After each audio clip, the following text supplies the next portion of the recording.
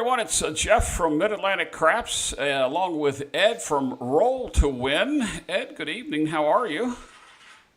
I'm good. I just need to mute my YouTube page here. There we go. Yeah, that always does help. As a matter of fact, I probably should do the same thing as well because that'll probably happen to me as well.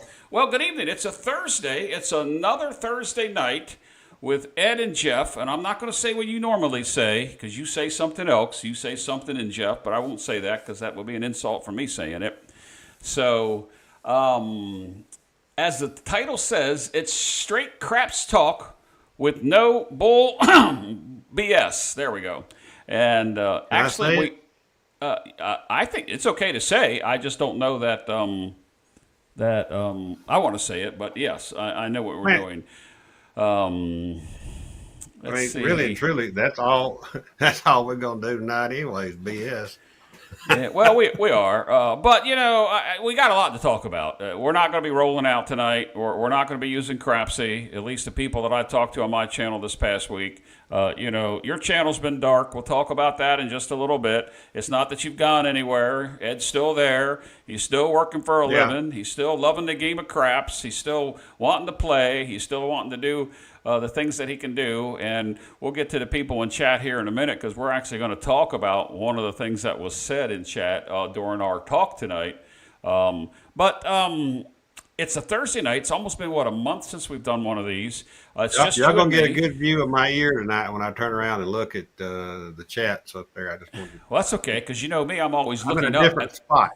Everything's in a different spot for me. Well, we'll talk about your craps den or your crap studio here in just a second, and we'll let the people know, you know, what's going on with Roll to Win and what's going on in my world. But we do want to talk craps. We want to get to crap strategies. We want to get to talk a little bit about controlling the dice, whether you're a DI or you think that you're, you know, some sharpshooter or you're doing whatever you're doing. We're all going to talk about betting, but we're going to put that all together, and hopefully we're going to talk about why people lose, why they consistently lose, and what influence YouTube has on all those things, and how to, as one of our chat said earlier today, you know, how the no-nonsense stuff takes place. So first of all, let's talk about Ed. Let's talk about, you put a video out after the next to the last tale, or the last Tales from the Tales from the Table. It was with Dosa, and you had a little ending. Then you put out a little video Monday or Tuesday after that, and you got a tremendous response from that little 6.5 minute video. Yeah, it was overwhelming. It was heartwarming. It was. I don't even really have the words to express the way people reached out to me, both as in the comments of that and otherwise. I really don't have the words. My gratitude to those people is I can't even put it together. I mean, it's. I didn't even know that many people watched, you know, and then all of a sudden I was flooded with people emailing me, and the chats were just piling up. And I think it took me 2 days to go in there, you know, when I had time to go in there and just to respond. I responded to everybody but one. Well, no, and we know which one you didn't respond to, and you know, we all have our haters, Ed. And the way I look at it is, I take the haters or the ones that pick out something I did wrong. Like yesterday, I paid myself wrong, and I'm glad somebody pointed it out, because I wound up being $1 down on my Crapsy show when I was doing my betting. I was actually $11 up because I shorted myself $10 on a bet. So instead of being a loser, I was up on the Monopoly money. But is that a good system? it might be a good system. If you was ahead, it might be a good system. I like what Miguel just put up here. He said, "Hey, crapsters, we got strategy contest brewing here." Oh my goodness! We got a lot of guys. I don't know. I had a lot of people over there on mine. Ian and Rich, Demon Dog. Yeah, I put How them are up you? on the screen because I'm producing a show from Maryland. You're down in Alabama, and I'm producing a show. So I'm trying to get the things that I can get up here before we go back and catch some of the chats, because over on my channel we got Lou, Miguel, Trey, Frank, Chris is on both channels. We got Byron and Brian. Even John's here. I saw something from John. And even DJ came out tonight. Look at that, Chris. Hey, Chris. It's been a while. He come in. DJing. Yeah, I he wants enjoyed some meeting brown DJing water. up in Yeah, AC. we got Randy and Birdman on both sides. Clay's with us tonight. So I want to say hello to everybody. I don't want anybody thinking. Big supporter of both you and me. Here's Jeremy Bennett. He's a great crap community supporter, and he's a big supporter of my Yes, he channel. is. Andy, and I'm just trying to get everybody in here so we don't think that we're missing anybody. There's Joe Ramus. He's probably my number one person, and they're talking about what goes on in the comments section, because Miguel put this up here. We'll get back to you in just a second. Let's just say hello to everybody. Comment section has its own conversation, but the host always thinks you're talking directly to them. And then John from ProCraps came in there and said, when you're doing a live stream, these chats go wheezy by, and it's hard to tell if the folks are talking to themselves or about you. And John is right. All right, now back to you, Ed. Yeah. You put the video out. You got this tremendous response, like well over 100 comments, all of them positive, all of them wishing you well and thinking that you were going to go hide in a cave somewhere and never come back out, but that was never your intent. We said that we would do these types of shows. It's just right now you're not doing anything on your channel with rollouts or doing any betting or anything, but you are in the studio and you are doing things. So why don't you talk about that for just a second? Well, number one, I'm practicing again. Trying to film videos is not practice. And I could tell it in my grip. I could tell it in my launch. I could tell it in my landing. So I could tell it in the whole thing. So I said, I gotta get back to practicing like I really want to practice. I need to practice for a little while. And so, for years I recorded my practices anyway. That's why I ended up doing a YouTube channel. I was like, well, what the hell? I might as well put it out there. So, I recorded 4, maybe 5 different short videos this last weekend. I may or may not put them up, but if I do, it'll be later. It'll be way later. I took my table apart because had beat the landing zone to death down there, and the felt that was underneath my layout was, trying to think of something off color to say, and I can't say what came to mind. So the felt was beat up. It was pulverized under there. And so I went in and put another piece of vinyl, upside down vinyl under it, just to protect it. But I got holes in my layout where I've been pounding, my landing zone in this layout for the last year and a half. And so I got to order a new layout probably between now and the end of the year, get that out, all that stuff. But that was one of the things you picked up at, because on my felt's not even that old, but I could already see it start getting worn. But yours wasn't just worn. Yours looked like it had no rubber on a tire, that the treads were showing, and the belts were hanging out of it. That's how worn that probably was. Yeah, maybe 3.5, 4 inch. You can beat one up. It don't. If you're hitting the same small area over and over and over, you're gonna beat one up. That's why when I had this table built, I had 2 stick positions built for it, but my room is a little bit on the smaller side for a 12-foot table, so I keep it pushed up against the wall. Now I can slide this out, and then I could go and shoot to the other end and probably get another year and a half out of it. And if it was just me and I wasn't ever going to do another video, I probably would do that. But people didn't like me shooting upside down on the table for some reason.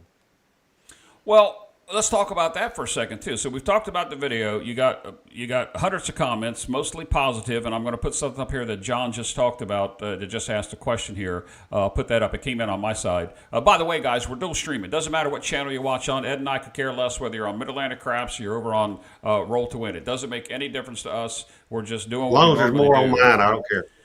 Yeah, there is more on yours. You have 27 and I only have 22. So, Oh, I got you beat. Got you beat. you got me beat. It's a competition. I've been talking to you since those videos and before those videos. Now, you took your studio not only the table apart, you've been working on some angles of cameras as well. Is that right? Yeah, I have. I don't have any tripods on my table anymore. And let's show you how much of a genius I am. Everything's hanging from the ceiling. Now I know you guys all do all that, and y'all got these big bars that run across the end of it, and you've got these fancy connectors and all that. I went down to Hobby Lobby and spent $4 on magnets, and they're sticking to my lay-in ceiling. So I'm a cheap ass. I'm a cheap ass now. I don't mind admitting that. But yeah, they're hanging. So, They're hanging. We got one over there on the landing zone. I got one over here on the box area, and the one that y'all are trying to look at me to is on the end of the table, which is probably gonna give me a crick in my neck because I'm having to look the wrong way. well, But I wasn't set up. I'm not set up. I'd have to get a different little deal or something for these kind of things. Well, the part I want to say is that you said what you said in the videos, and you never really said goodbye. You just said we'll see you in a little while. And so what I want to illustrate is that you're working on your table. You're going to get a new layout, and I think it's you're going to get some type of tie-dye layout from what you told me, right? That's a joke. You never told me that, by the way. But you were supposed to laugh at tie-dye that. that would compete with Heavy's brick wall. That would. I mean, you're right. that We're thing, right. that would You're be right. pretty damn cool. But I can't. Dice are too expensive for me to lose them on a table. I mean, then I'd lose them down there. Well, what I want to do is I want to tell the people that you haven't disappeared all the way. You're taking a break. You're doing what you preach, and that is practice how you play and play like you practice. And you found it difficult at times to run a show, even record a video, produce it, put it out, interact with your viewers, your subscribers, and you're coming back. It's just that you'll come back in your time. But you also said that you're going to be watching. You're going to be watching the 200 plus channels, and you're going to be looking for those channels that may not be on the up and up or may be selling some snake oil. And you and I like to call them out. I don't mean to sound bad about anybody. Channel reviews, video reviews. I have 3 channel reviews canned, and I haven't put them out for a specific reason. So, what I want to try to say here is you're still here. Yeah, I'm still here, and I'm not really going to critique their channel. I might critique their toss if they're claiming to be a dice influencer, and then tell you all the things. Look, there's plenty, and I'm the first to admit I have plenty of flaws in my toss. Although I've learned how to shoot with my flaws. So the other thing that I was looking at was strategies, and if I pick, let people know right now, if I pick on a strategy that's on your channel, I'm not picking on you as the channel person per se. I'm picking on the strategy because a lot of people think these strategies are golden, and it's more like a golden shower. This is the wrong show. That's a whole other channel, and I don't have nothing to do with that channel. That shows you how bad my mind is, right? Look at this. When you said that, Matt Duracell came out. What in the tarnation is going on in here? Now, was that perfect timing on that? Golden showers. That's perfect. It is. A golden shower going on. Well, you mentioned something a few minutes ago, and I'm going to put this up here because I think John might still be here because I believe he may still be working. He said, did I hear Ed say someone threw some shade at you when you put out that video? WTF is wrong with these people? And the bad thing is, it was somebody within the nation of Craps Nation, and we're going to get to talk about Craps Nation before tonight's over with. But John, to say that you have a hater, yes, we all have haters, and I'll put that back up here again. And John, my granddaughter thinks it's cool. My granddaughter, who's like 10, says that I'm really a cool granddaddy because I have a hater on YouTube. I thought you were going to say you had a YouTube channel. He's got a hater? And I'm like, yeah, I got a hater. And she's like, wow, that's so great. Well, so does your son's channel? Does he get hate mail or haters on his channel? I have no idea. I never asked him. I was curious. Most I of you never know. I asked was just him. wondering. Well, there's a question you can ask him next time because I know there's a I couple don't get a channel. lot. I probably get a bunch now, but I don't get a lot. And, I don't know because I um, think when I talked to you when you showed me the video before you put it out, so I knew it was coming. And you were kind of reluctant to put it out there, and you kind of thought that people were take a look at your monitor that people were going to react totally different than what you got. You thought you were going to get more than one hater. You thought you were going to get a lot of haters, and out of 100 plus comments, you only get one bad. And it wasn't really a bad comment. He could have been sarcastic. He could have been, talking, something, an incident that took place. But either way, you did have a hater. We have a hater, but we have to deal with them. So from a YouTuber standpoint, and we'll move on from this, from a YouTuber content provider, you have to take the good, the bad, and the ugly, not only on the table as you're rolling, but from the people that you get it from, because we're humans and we make mistakes. And no matter whether you're, somebody like, Jeremy from Color Up with, 90,000 plus subscribers, or you're just a new channel starting out, the best thing you can do is to provide educational, accurate craps information with no BS. And that's what the show's about, this show tonight. yeah, I mean, unless the BS is entertaining. Well, that's my show. Yeah, that's my show. And Chris, I'm gonna let that. I got two Chris's. I got Chris Demon Dogs said, "What if you hate yourself?" And then Chris Yeah, Dice that's why they Dejan. got psychiatrists, Stephen. Yeah, that's right. And Chris Dice Dejan says, "If you don't have haters, you're doing something wrong." And that's exactly what I said when I was growing up as a parent. If my child and now my grandchildren aren't mad at me, then I'm not doing something right. So you got to be tough. It is what it is. And Joe Ramus just says, is this a replay after the Craps Trap show? No, this is craps, straight craps talk, no bull. I'm going to say it for the night's over with. No BS, Joe. So look, we just told the people that you're not going anywhere. We're doing one of these shows again. We put on our thumbnail. Go ahead. I'd like to do, and I hadn't put it together, but what I'd like to do is between Thanksgiving and Christmas, do like a holiday special in there somewhere. When there's not a real good bowl game on that we don't have to compete with and that kind of thing. And do a live, me and maybe two or three of the guys that I interviewed from Tales from the Table, put us all out there together and just let us talk, let people ask questions, get this guy named Jeff to produce because he's got the fancy software and everything. Try to do something like that.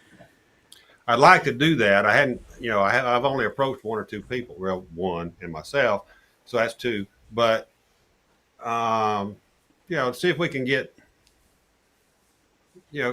just do something like that. And I might drop a video or two. I might say, I'm going to drop this video. I mean, I made some this weekend.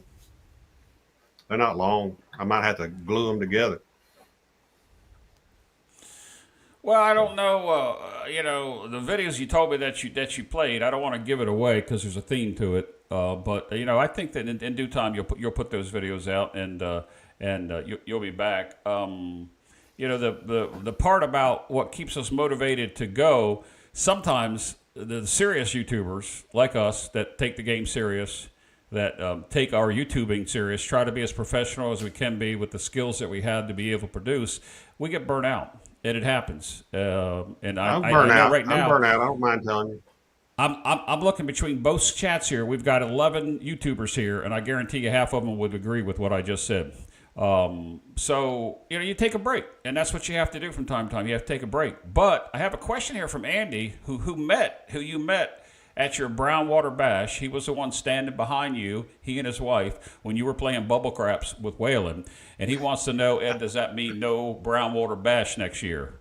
Now, I know what you said before, so we'll go ahead and take that in the form of a question. And it's okay for you to render your opinion on what's going to happen, whether there will be or there won't be. I don't really know. I'll be honest with you, I don't know.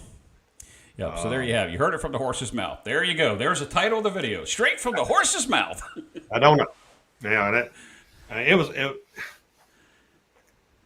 it was an honor for so many people to show up and participate and just come down and hang out. And I liked that part of it. Now, I want more, and I don't know if we accomplished it or not, but I want more casino, gimmies a little bit. I want a little more help, but there again, we all stayed in different places, so that may not, even though everybody played there, we'll just have to see. But we can always have a gathering. We'll just see. There's no definitive yes or no yet. Right. To plan a meetup like that, and several people that are here have done that. To plan a meetup takes a lot of logistical stuff, and it's really difficult to do it by yourself. It takes a team. But to have a meetup, just say, hey, you want to come down to Biloxi or Tunica or come up to Atlantic City or let's go to Vegas or Kansas City or Juliet and get 6 or 7 guys to come around the table. That's different than planning a meetup. And I have said the Mid-Atlantic Craps will not do another official meetup like that, but I will do another come play with us promotion next year. That's a whole different thing. And last year I combined the two together. What's the difference? What's the difference between a meetup and come play with us promotion? Well, because I could say Ed just won the come play with us promotion, and I just meet you up there with 2 of my other friends, and we play craps around the table. Instead, I had 40 people off and on through three or 4 days coming in and going out, and it's really hard. It takes, Ed, they require your attention, and I want to give it to them, and I don't want to seem rude or obnoxious or I'm afraid I didn't give some people enough attention at times, because you look back on it and you're like, I didn't really get to talk to that guy and his wife all that much. I hope they're not mad at me, that kind of thing. And that's what I'm talking about. Hard. It's just hard. And we only did it for, a weekend. So. Yeah. And I had 4 days of it, 5 days, if you really count. A couple of us came in, 5 days.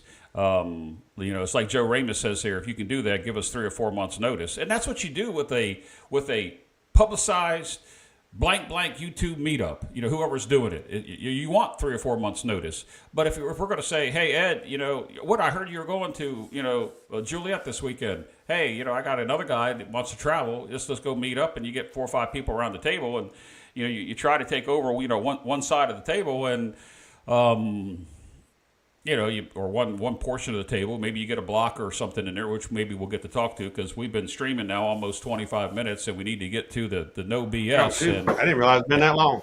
Oh yeah, I'm sorry. And I'm constantly putting chats up here, and I know you got to twitch your head to look at the chats, but you've got other people that have said hello to you on your channel. Yep, I've displayed his. Yeah, so Mario. The way that I like that, Ian. Need to seek help. It takes a village, and I know that you've helped John on his meetup, and I had a little bit of help on my meetup here. Let me see what John just said. Meetups are hard work, but it's awesome to play with people that you only knew online, and that is true. And that's maybe the best definition of a difference between a meetup for a YouTuber. You, me, and let's say Mark, Heavy. And let's just say Waylon and his dad meeting down in Biloxi just one weekend without telling anybody. That's just 6 guys getting together. A meetup is exactly So that's if you're going to win, that's the best way to try to do it, right? Right, and I think meetups are fun and it's party time, but we try to be serious. And in my experience, I did not have a good time in April because there was so much that was required of my time, not by the players while we're playing craps, while the whole event was going on. And it's probably the first time I've said that, but I've talked to each and every one of them that came to my event and expressed my displeasure over certain things and what I liked about certain things. But we're not here to talk about meetups. Let's talk about craps. You want to talk about craps? Yeah. Let's talk about craps for a minute. Craps and no BS. So, come on, man! I like the BS. Well, that's what I'm talking about. We're going to talk about BS because the name of the video, and I have to go back and see what the name of the video was. It's straight from what you name? You named it. I didn't. Yeah. This is all his fault. It's all my fault, except for the donkey. Or let me, because I think I can say this when I'm referring to the donkey, except for the ass that was in the little picture there. The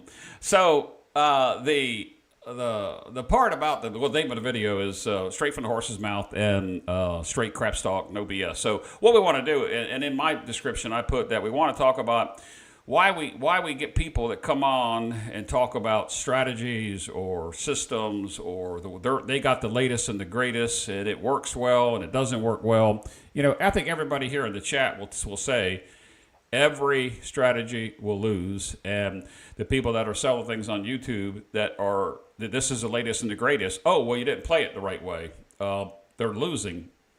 And it isn't because they're running a strategy, or it's not because they think they can throw dice and can't throw dice. I know yesterday it was ironic. I got a text message in our Atlantic City group from Lou Steel Legion, who's in the chat here tonight, and he listed this whole thing from a guy that you have played craps with. His name was Bill Collins. Did I say that right? Oh, okay. Bill. Yeah, I played with Bill. Yes. And he listed like 24 things that hurts DIs, and I'm not going to talk about them all, but we could probably group them into maybe like 4 different types of group as to why people leave or lose, not leave, but lose. And if you want to start with the betting, or do you want to start with people that are trying to learn to control the dice, but aren't skilled like some people? Because I don't consider myself a DI, never do. I'm not a controlled shooter. I'm just trying to do what I can do, the best I can do, and the only way to do that is practice. You have a home rig like me, I can practice. My old studio was only 10 foot long, and it didn't give me the ability to do what I can do here. And my table now mimics more of a realistic craps table. Plus, I set one end up hard, one end up bouncy. So that's which way you want to start. You want to start with the DI stuff, which everybody wants to hear about, or you want to start it with betting? Well, just pick one. I don't care. Because it doesn't take me long to come up with some quirky remark on either one. Yeah, but I like it because you tell it like it is. You don't hold things back. By the way, your friend you asked about is on your channel right now. Old Spice. Is Craig out there? Thank you, yes, Craig, for showing up. Craig, I knew I smelled pine trees. Craig, last night when I was talking with Ed before the show, and he said he asked about you, and I said that your son had turned 21 and you flew out to Vegas to play at the stroke of midnight, that you could be able to play craps and drink and so forth and so on. So, but he is here. If I go over here to take a look at that from a standpoint, I'm looking at the DI standpoint. There was one thing here that talked about the betting, and I'm trying to look for it. I'm going to sum this all up in just a couple comments. And this comes from this text that Lou sent out, and it's from Bill Collins. And I'll let you tell a little story about Bill if you want to, like you told me last night. But the betting comes from the standpoint of, one, we're going to get into the DI, but just guessing what set works best for your toss for your bets. And into that part, it goes into lacking money management skills, and then analyzing your sessions after they are over to see what lessons you can learn from your play, not taking the time to analyze the table before you start betting, and betting too big for your bankroll, and then betting on everyone. Now, that takes about 8 of those 24 into 1 point. So go ahead and ask me which one you want to hear again, and I'll repeat it. But it's all about bets. You don't bet on everybody. Well, no, and the last two are important. Okay, let's talk about those. For DIs or non-DIs. Read those last two again, because they're almost the same answer. I'm going to say not analyzing your session, not taking the time to analyze the table is playing before you bet, betting too big for your buy-in, and then trying to learn. That's it. Yeah, that's the one. Trying to bet, and then betting too much on others. Yeah. It's like betting 110 inside. And people say, I need $1,000 bankroll. You're not even getting through 10 shooters on a full table if you're going to do that. If they all PSO. And some of them will, because you've got 110 out there. I mean, it's just going to happen. Uh, it amazes me how many. I don't know. Amaze might not be right word. I think it goes to are you there to win or are you there to lose money? And so many damn people just don't care. I guess because they go out there and lose That's money. entertainment. That's entertainment Well, I playing. mean, if it's entertainment money, hell, you can do it. You can watch Yeah, 10 movies for $110. right. Probably if you But go the night and day. that's Maybe not why not. you Maybe. go. So tell us why you go and what you see or you're playing, and you see so many why players you see lose their money. You were starting to talk and I cut you off. I'm sorry. Well, I go to win. I don't go to socialize. I don't go to drink. I mean, I might drink afterwards, or I might have a sip here and there. But um, sometimes we play too long. Sometimes we bet on our bets just don't work. Sometimes fate just doesn't let us win for whatever reason. But I bet you if you did a poll of really qualified craps dealers. In fact, I got this from a craps dealer. Um, Almost everybody at a table at some point they're up and they leave a loser. Like me And yesterday. so Yes. does that make sense? I mean, Oh, yes. so It many does. people are up. They're up at some point and then they leave a loser. So they stay too long, they bet too big, they get too drunk, they bet on everybody, whatever. I mean, and that is pushed by YouTubers in a way because of the style of strategies that they throw out there. And it's all clickbait. I get it. It's all clickbait. And I'm guilty as anybody of making a clickbait The title thumbnail for because this. if you don't have viewers, then you don't do any damn good anyway, right? Well, So this thumbnail was clickbait. It was. yeah, I mean, yeah. yeah. I've No, done a lot of it. Were a lot of it. well, you talk about All right, you talk so about that. he just says 100%. It's not. It's just sometimes it's not our turn to win, but you Right. keep playing because you think it's going to turn, and it don't turn, and you just get deeper in the hole. So Right. it's not. Yeah, if you can't Well, recognize it's not your night, especially if you're a shooter, and I just put quotes on there and call a qualified shooter, whatever that is. But I'm just going to say qualified shooter. If you're a qualified shooter and you know you're off, why the hell are you staying at the table? Because you're there to shoot. You're not there to bet on every swinging person at the table. and you You're hit on there to shoot. something And if you're off, you should leave the table. correct, but you also hit on Or if something you're with that's a group, give that position to somebody that can shoot that and go thank you. block for them. That's 2 points you made. I want to talk about that block and changing, but you also said something before that's one of these points is know when to leave, not because you're up or down, but know when it's time to leave. You said that Yeah. yeah. And a lot of people don't do that. And here that's it. Nick just put that up there on my side. Just staying too long is the number one sin. And that's true. You know, Um, I remember when Cage, I mean, because I'm a lone wolf a lot of the time. I mean, I do these little private meetups with people. I don't want to hurt anybody's feelings, but I do that. But I had this little meeting with Cage last year. I think it was December of last year, and I was on a long. I was having really good, not anything like a monster rolls, but I was having consistently long rolls, and I was killing the casino on those rolls. And then I threw the dice about 3 times, and both of them run straight left. And I turned around. I said, "That's a sign that I'm tired. I'm going to have to color up when this hand's over." So I knew when my dice were doing something different than what I was trying to get them to do, that was a sign of fatigue. And, it was late. It wasn't in the morning yet, but it was late, and it'd been a long day. Um, that was a sign of fatigue, and I recognized it, and I colored up and went to the cage and put profit in my pocket. So well, you got to know yourself. and it takes discipline. Discipline's a hard thing to do. Golly, that's a hard thing. That sounded like Gomer Pyle when I said that. Yeah. Golly, Golly. Surprise, but you surprise. know, um, We come from the same TV era, Ed. yeah, I know. Green Acres. Anyway, Tell you about a story I about it. love Oh, this. man, I better be quiet. All right, we're gonna told y'all we're gonna this is all BS tonight, guys. Um, but yeah, you've got to know when to leave on yourself if you're a shooter. All right, if you're not a shooter and you're just there betting and you're consistently losing, then why are you still betting the same way you're betting? Or why are you still at the table?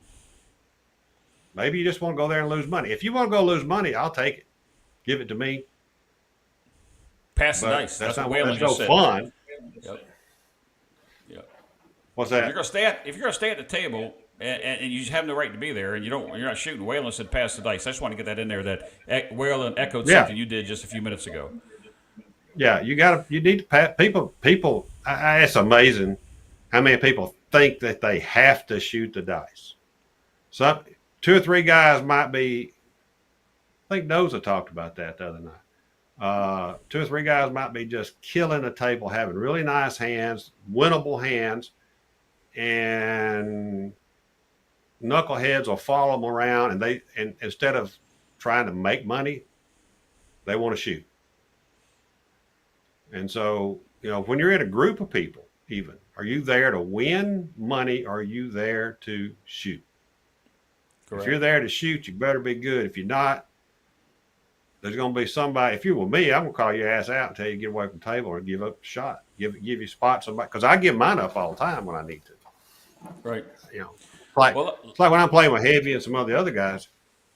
There's a lot better stick left one shooters than me, and I know that. So But you Heavy ain't puts me bad. in the hook. Right. You told me that story better last than night. that. I was surprised. You told me that I'm last better night. than average, but do what?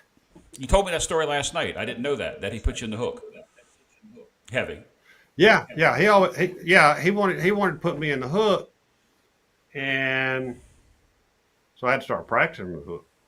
Well, the reason he put me in the hook is he didn't have a hook shooter. You got a straight out shooters, you got stick left and stick right guys, but the hook's a different animal, and so it's a different setup. You're not throwing like you do from stick left, and you're not throwing like you do from straight out. It's a totally different setup. So you got to learn how it works for you and that kind of thing. I don't mind shooting the hook at all. Sometimes, I mean, if that's what's open on a regular table, I don't mind shooting on it at all. A lot of people don't like it. I used to go hide in the don'ts position. I used to go stand over there next to the dealer when I first started tossing, instead of out here where everybody else was. I'd go try to hide over in a corner. I like hiding in the corner shooting the dice, and I'd shoot into the opposite corner from that corner. So that was a long time ago. Several good chats have come in. By the way, your good friend El Toro just said hello to both you and I. So you can say hello. Hello, to him. El Toro. I missed him. I didn't see he was in there. I don't know where he's at. Because you're not watching the monitor, the way you got your studio set up yet, you can only see the one chats. But I'm going to put up here a comment that goes back with what you said. And this is part of the problem that a lot of people don't realize. I don't care whether you're a slots player, poker player, or whatever. The Cadillac Jack on your channel says casinos make it too difficult to leave. And I'm going to also put up there, Alfredo says you should always play the short game and regress. So those are two of the comments that we have been talking about. But, we're talking about why people lose and the fact that, and I can't who said it on my channel a minute ago. I put up there one more, just one more shooter, or just one more time, or just one more. I've already pinned it, and I don't. It was a little while ago. But you always have that mentality of, well, okay, I'm down 160. I'll just go 110 one more time, or I'll try to get it back, or maybe even you're up 260. You just want to go one more shooter, and then the next thing you know, you've gone. I'll use my word. You've gone down 85. Cattywampus. You're going from being up to negative. Yep. Yeah. Yeah. So, we've covered, some of the reasons why people bet, and I think a lot of people know that they're there, but you become tunnel visioned when you get to the casino. Like with me, it's right around the corner for me compared to how far you got to go. So you're going a lot See, and farther. that's another thing you got to take into consideration, and it's one thing, you know. I mean, let's just take a. You just call it a strategy. I've got a strategy, and I'm going to go to the casino and play it. Well, I can play it on my way home from work on the way to home, and I can win or lose $200. That's a whole different situation than when my closest casino is 4 hours away, and I'm going to spend the night, or I'm going to spend 2 nights, or I'm going to drive 5 hours to Biloxi, and I'm going to spend a weekend. I mean, that's a different thing. When I don't have my closest local is 4 hours away, so that's different, I think, than going out there and blowing a couple $100 trying to make quote unquote a paycheck, whatever the hell that is. All right. Well, whether you're trying to make bank, make a paycheck, or reach your quota, your goal, whatever win goal, whatever you want to have, that's part of the reason why people leave, because they've got that mindset that it's not like the little train that could. I can do it. I can do it. It's made difficult for several reasons. And I like what Duracell put up here. This is on my channel. Don't know if you can look up at your monitor real quick. It's a long one, so I'm going to read it to you. He gets an echo by El Toro for this one as well. Craps is the only game in the casino the player plays, which he get to hold the mechanism. That's a big appeal to the game. I can see why people want to throw the dice. They want to feel like they created a big win. And the law of averages, I don't care what mathematician you use, I don't care how good of a DI it is, you're going to have a bad roll, and there's going to be more bad rolls than good rolls. And if you're losing, get the hell out of Dodge. Well, I mean, that's what makes dice so popular. It is the only game in the casino that you have control of win or lose. You have a say. Whatever you're doing with the dice, whether you're picking them up and shooting them out your ass or whatever you're doing, you know, you're the one that threw the dice down there. And so that's the only game that you have control of the outcome. Now, I'm not saying you have control of the dice, you just have control of the outcome. So, or you cause the outcome, whatever you want to look at. So that does make it popular. And most of those guys that are drinking, beers or beer bottles that are like this tall, they want to throw the dice every time.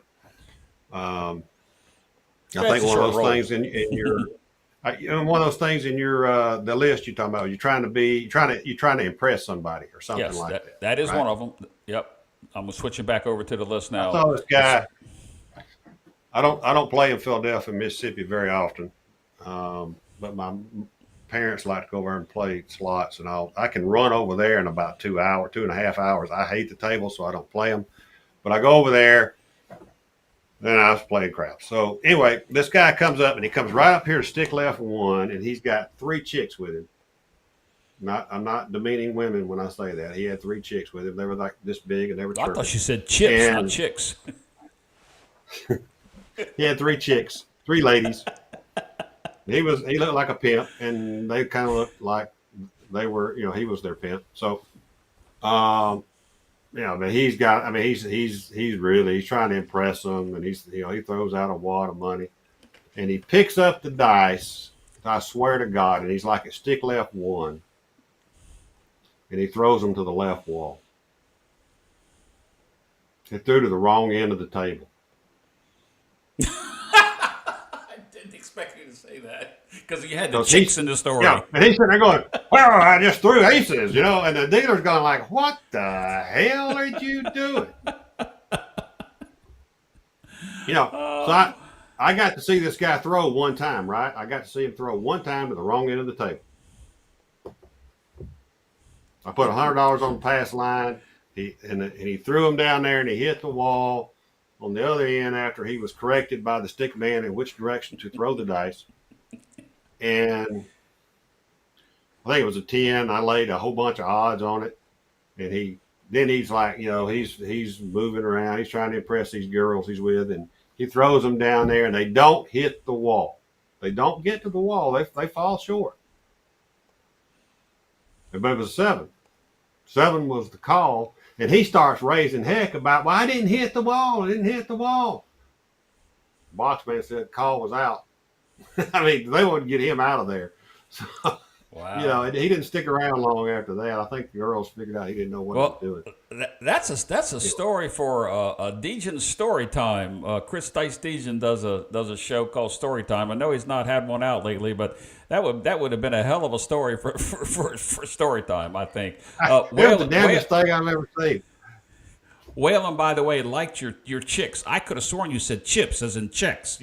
Was it a check when you're playing with chips? You cash your money in. I saw something on Discord the other day about that. Is it a check or a chip? Either way, Well, they call Whalen, them checks. In the old days, they called them. right? Pipping up. Pipping up hose, and then even SJ got a kick out of that one. He got the old smiley face, and so did Phil. So they like that story. I had never heard you tell that story. I mean, I've never seen somebody just intentionally. But honest to God, now nobody take this wrong, but it's like watching YouTube when they're like chucking the dice to the 3 feet away. That's what it looked like. I think he thought he was a YouTuber at a live craps game. Wow. Showing us a strategy. I'm not knocking everybody. I'm trying to be funny, but yeah, that was funny. There's a difference in throwing a dice 9 feet down, 12 feet down, whatever you want to call it, than 4 feet. I don't like systems that are rolled out on 3 or 4 feet away from the wall. It just doesn't work for me. It doesn't work for me. It doesn't. I mean, I know they're trying to make it random, and it is random. I get it. I just don't like it. Nope. That's just my personal opinion. Yeah, no, I agree. So let's move on just a little bit. I'm going to put something up here from your friend Cage and also from Alfredo here in just 1 second. We've got 40-some people on your channel and 37 or 38 on my channel currently watching, and I'm sure people going back and forth, so those numbers might not be true. But we got a good audience. This is one that Cage put up. Your good friend Cage put up a couple shows ago, but it's worth repeating. And take a look at it. It's one problem is I can't even say this without start laughing again. The gravedigger. The gravedigger across out of the gate, and the shallow grave betting inside out of the gate, and then regressing when you don't reach regression equal busted. He's perfectly correct. He's 100% right. We said we were going to do something with that slogan, and I totally forgot about it till he just put it back up there. But Cage makes sense, and he's right. And Alfredo puts it in just a little bit more common sense. Alfredo says no strategy is guaranteed, and more you risk, the more and faster you can lose. Don't be afraid to allow your roll to pay for itself. A good roll will be there. But the problem is if that roll doesn't come and you repeat that. So, and we go back we'll get to the DI here in a second, but if you're confident on yourself and that roll turns into something good, that's not only great for you, it's great for the whole table. Yeah, as long as you don't have somebody trying to make a field bet right when you dice leave your hand, that kind of shit. Yep. No, you're right, and I'm trying to keep up on the chat once again. For those of you that have just joined us, this is the straight crap talk, no bull. I get a kick out of Cage because he calls it the grave digger, and then what do you call it, the shallow grave? Shallow where grave. you're betting inside. I mean, look, there it is. Yeah, if you're betting across, you're stupid for the most part, unless you're like a genius shooter, and the shallow grave. But if you're doing it on random people, my God, people, you're going to lose money. You're going to lose money. And you're going to lose a lot of money fast sometimes. You're going to get wiped out. The word is felted. Yes, we talked about that. You're going to get felted if you're a poker player. I mean, I'm learning this new lingo because I'm so old and I don't play poker. But they call it felted. I've learned that tonight from you and from another guy I talked to last night who was a poker player. So you get felted as a player and you ain't even got to shoot yet. Or maybe you're not a shooter and don't matter. But why do y'all do that? I don't know why anybody would do that. All right. And so the next alternative which is kind of the opposite of that, is, and I know you're a fan of the hedging strategies, right? Not that And I'm a they make some fan, sense. but I do it. Hedging makes some. I'll give it 1 star. Some sense, but you know, my my my thought on hedging is you're betting not to win, right? So if you're betting not to win, why are you even betting, right? That's kind of the way I look at it. But that doesn't mean go out and bet 110, 640, or whatever you want to bet across all the numbers. I've seen banker dudes sit there, and I don't know how he gets there from where he does. I mean, I've watched him do it, and then I get to busy betting, and I look up. I've seen him start with a $30 six and a $1 hard six, or a $5 hard six on a $25 table. And somebody's pounding the tens, and I've got $1,000 on the 10, and he's got $1,000 on 10. And I started out with something totally different than a $30 bet. Now, how in the hell he got there, I don't know. He's a great bettor. You know, and he's not going to give. I mean, you've got to play with him, and you still don't get it. And all of a sudden, you turn around, and he's covered his 35. He's won $35 on that first one, or he's parlayed that hard six, and it hit, and then all of a sudden he's up and out, and he's gone. I mean, and it's how he's doing it on casino money. And next thing I know, he's got the same bets I have, and he didn't have near the exposure I had. He's a really smart guy. Yep. I'm going to back up 1 second. This is something you said earlier, and right now, Cage, Whalen, and El Toro are having a conversation on your side in the chat. But El Toro has a great thing. If this happens is a dangerous word, because you're always waiting for that if long roll, and we know that if doesn't happen. It's. And they're both. I mean, I hope they're not arguing, because I have a lot of respect for both of them. They're probably saying the same thing. They're not arguing. They're talking back and forth because of Cage's comment. And then I think I took out of context what Alfredo said, because I don't think he meant it in any specific way. But Cage was calling that gravedigger thing. He was responding. So you have to go back and chat after the show's over with and go and see it. We do have a question from Shooter Craps on your channel. We'll get to in a second, guys. We haven't even got to the question and answer part. But I do want to put something up here from John from Pro Craps, since he's out there every day, 5 days a week, doing his shows, and he has a good point here. If you don't bet the gravedigger, though, you're better be able to snipe, or you'll just be donating to the house. And that's the great debate between the spray and the prayers and the target shooters. And he follows it up with, boring as it is, the line and the come bets are the profit on your sniping abilities, and keep the volatility under control. Just food for thought. And yes, that's the reason why we're here, having... I haven't had dinner yet, John, so you had to mention the word food. Food for thought. And, Jeff likes to eat too.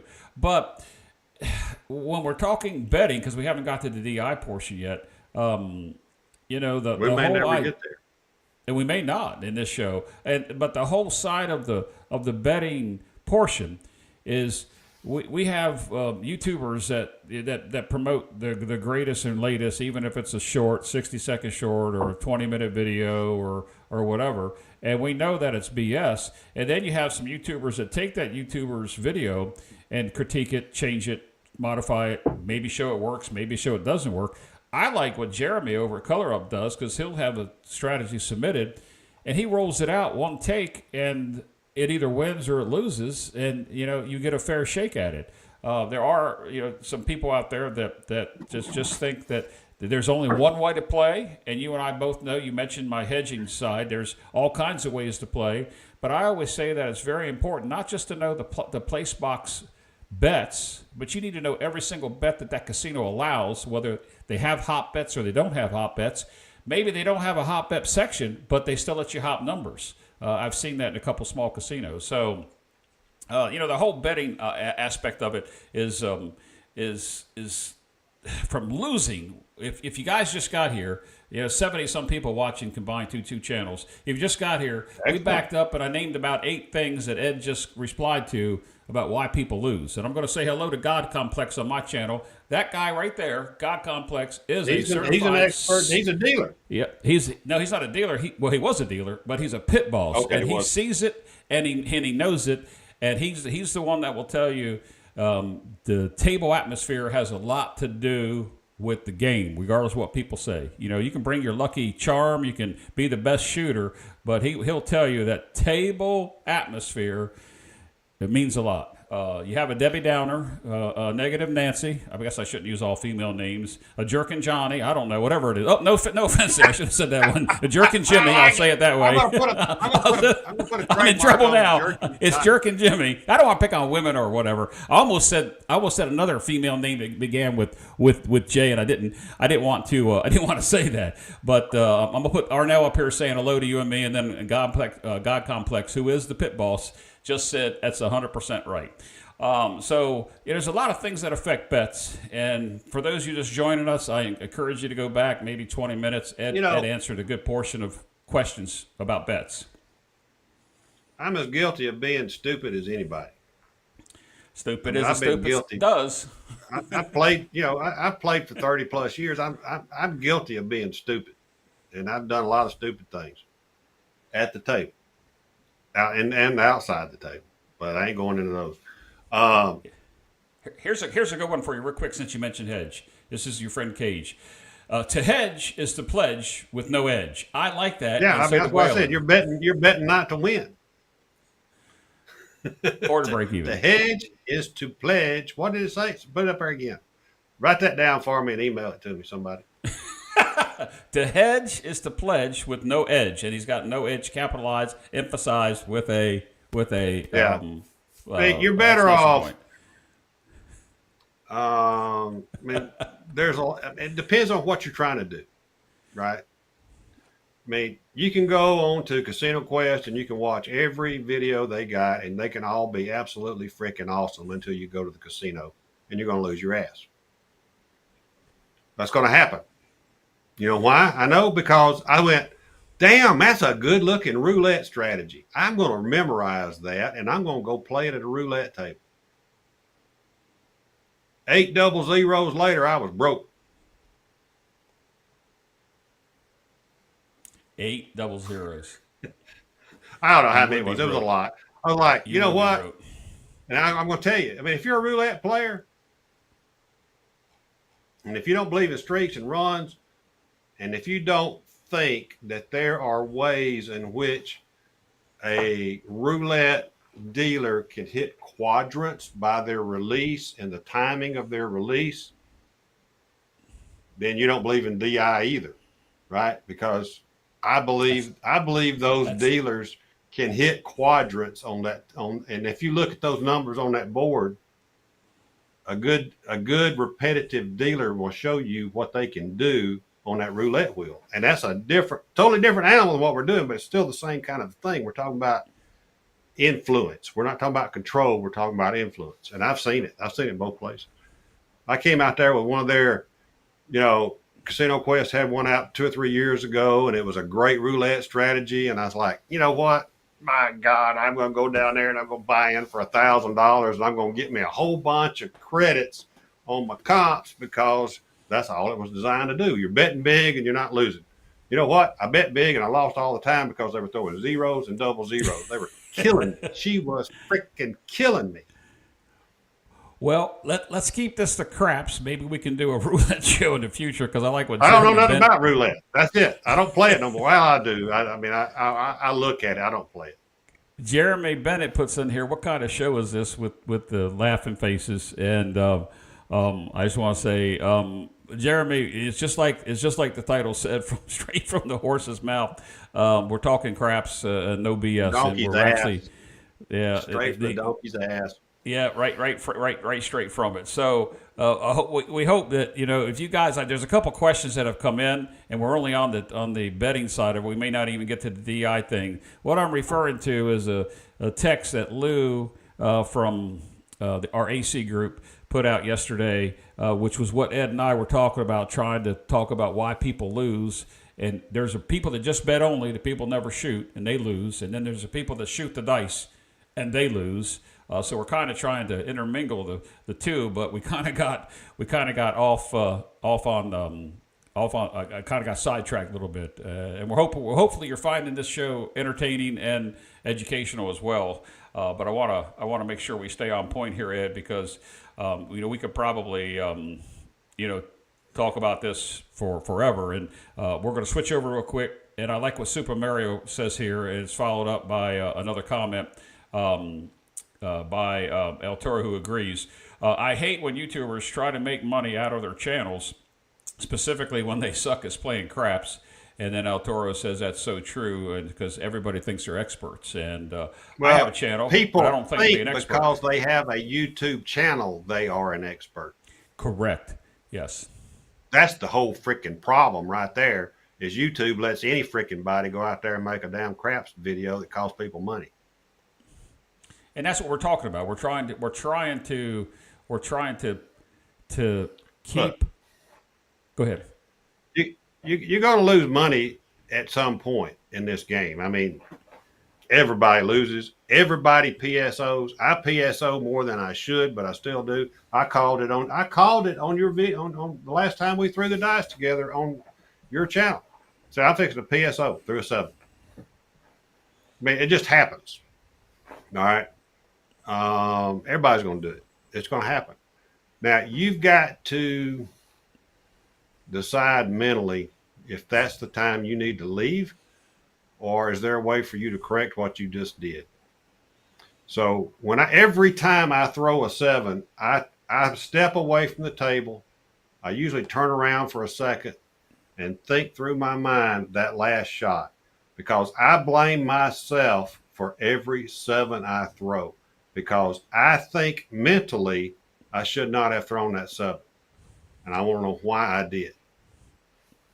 Whether it's the second throw or the 47th throw, I want to know why I threw that 7.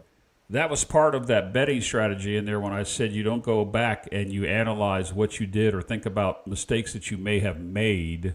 That was one of the points on the betting topics. For those of you just joining us, we went over 8 things about – it's a list of 24 things. We went over 8 things on the betting side. We haven't got to the DI side. And evidently, when you mentioned roulette, both chats on your channel and my channel lit up with roulette comments, by the way, Ed. Oh, I'm sorry. I didn't mean to get off topic. No, it's but okay. it's just, it happened to me.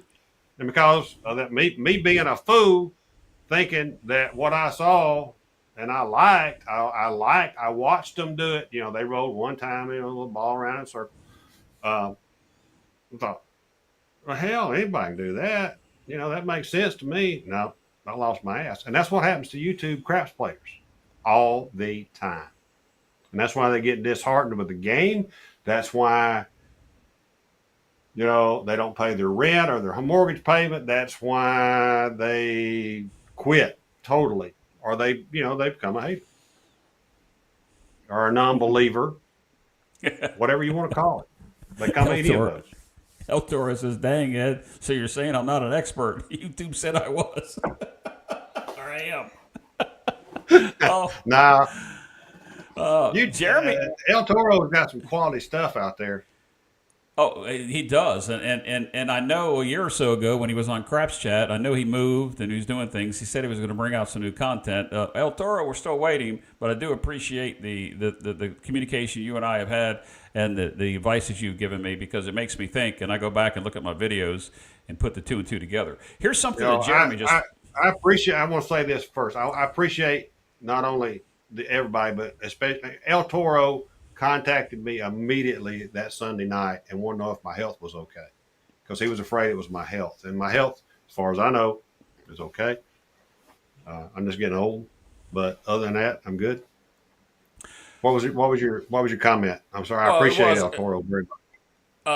Jeremy put up here, he said, honestly, I can see a small market for a dice coach, in quotations, with technology the way it is. Who wouldn't pay for a tune-up before a 5-day trip? Now, last night, you and I had a conversation about YouTubers that know what they're doing, who are craps players, that know what they're doing, and giving the information the best that they can in the short time period they have, that captive audience, versus somebody that may come out and pay, thousands of dollars for a course, or a couple $100 for, as Jeremy says here, I'll put it back up here again, for a tune-up. There is a place for both markets. If you have the pockets and you can afford it, there's some excellent people out there that provide services. Yeah. The problem that I don't like is the people that claim they can do it without a record, a true track record, and they're charging you and they're not helping you.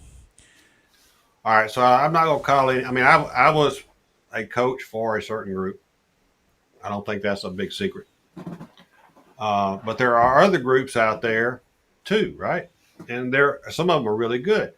But Correct. there's some groups that will not play with the student. Is there a reason? You have to wonder, is there a reason why this guy and his coaches won't play with the students they were just teaching? And I think we all know the obvious anticipated thought would be that they're not as good as what they're teaching, right? I mean, or maybe they just don't, they don't want to bet on their students. But I give a lot of the coaches credit that go out there and play with their students and will put money on the line. And you get the good, bad, and ugly, whatever it is you get. The thing about taking a lesson, whoever you're taking a lesson from, it's not an overnight thing. You've got to go back and practice it. You can't take a class all day on Saturday and then go play with a bunch of drunks on the table on Saturday night, expect to be any good. You might get lucky, but more often than not, if you're truly lucky, you just break even and can call it a night.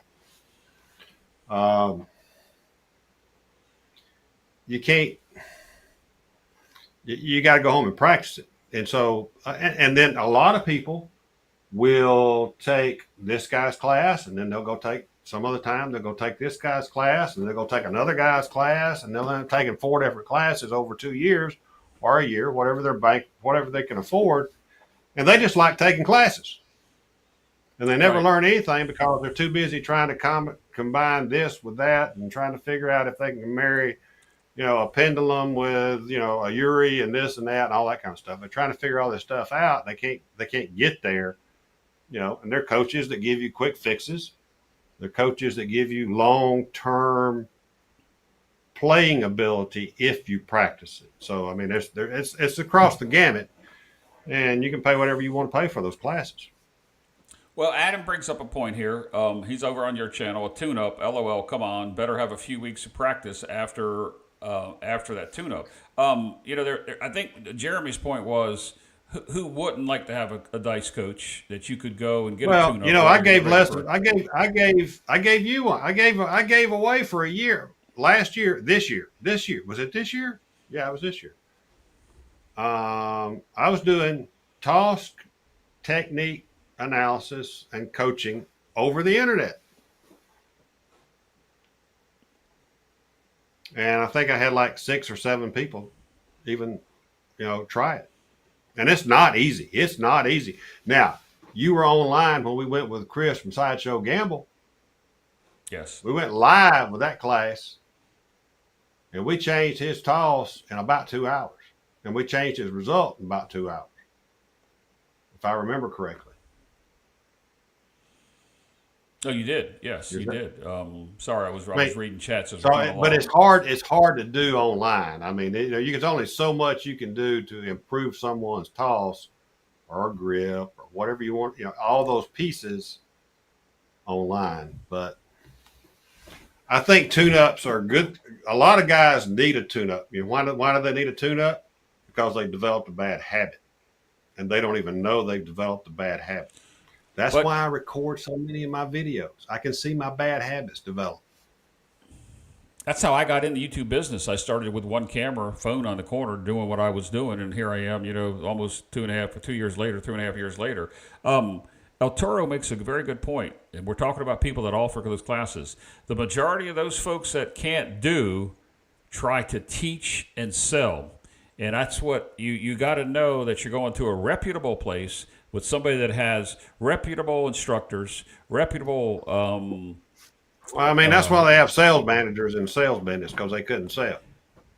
Correct. That's exactly right. But you don't want to go to somebody that just puts fly by night. Come look at come pay me $100 an hour. I'll teach you on YouTube or watch you on YouTube. I mean, there are people that are qualified to do that, but there's a lot of people out there that think that they can offer a fee or a price for something, and that person's going to take them at their word when they should check their credentials. A fool is born every day.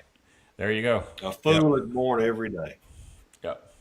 Yeah, and to follow up to Adam on my side, to Jeremy, he does practice every day, and just like you, Adam, he has a practice rig. He was just talking about if he's going to go, he would like to, to do a tune-up. And I don't want to get into a pissing match here between the interpretation of what one person said, but the idea that we talked to, because we talked about it last night, it was supposed to be part of the night's discussion, was charging for services, and there are people who are qualified, like you're qualified. I'm not going to say one way or the other, but you work with a group, and if it's okay, I'll say which group you work with. If you don't want me to, I won't do. Yeah, but okay. You work with a group, the Power Access Group, heavy for years, and you have a reputation.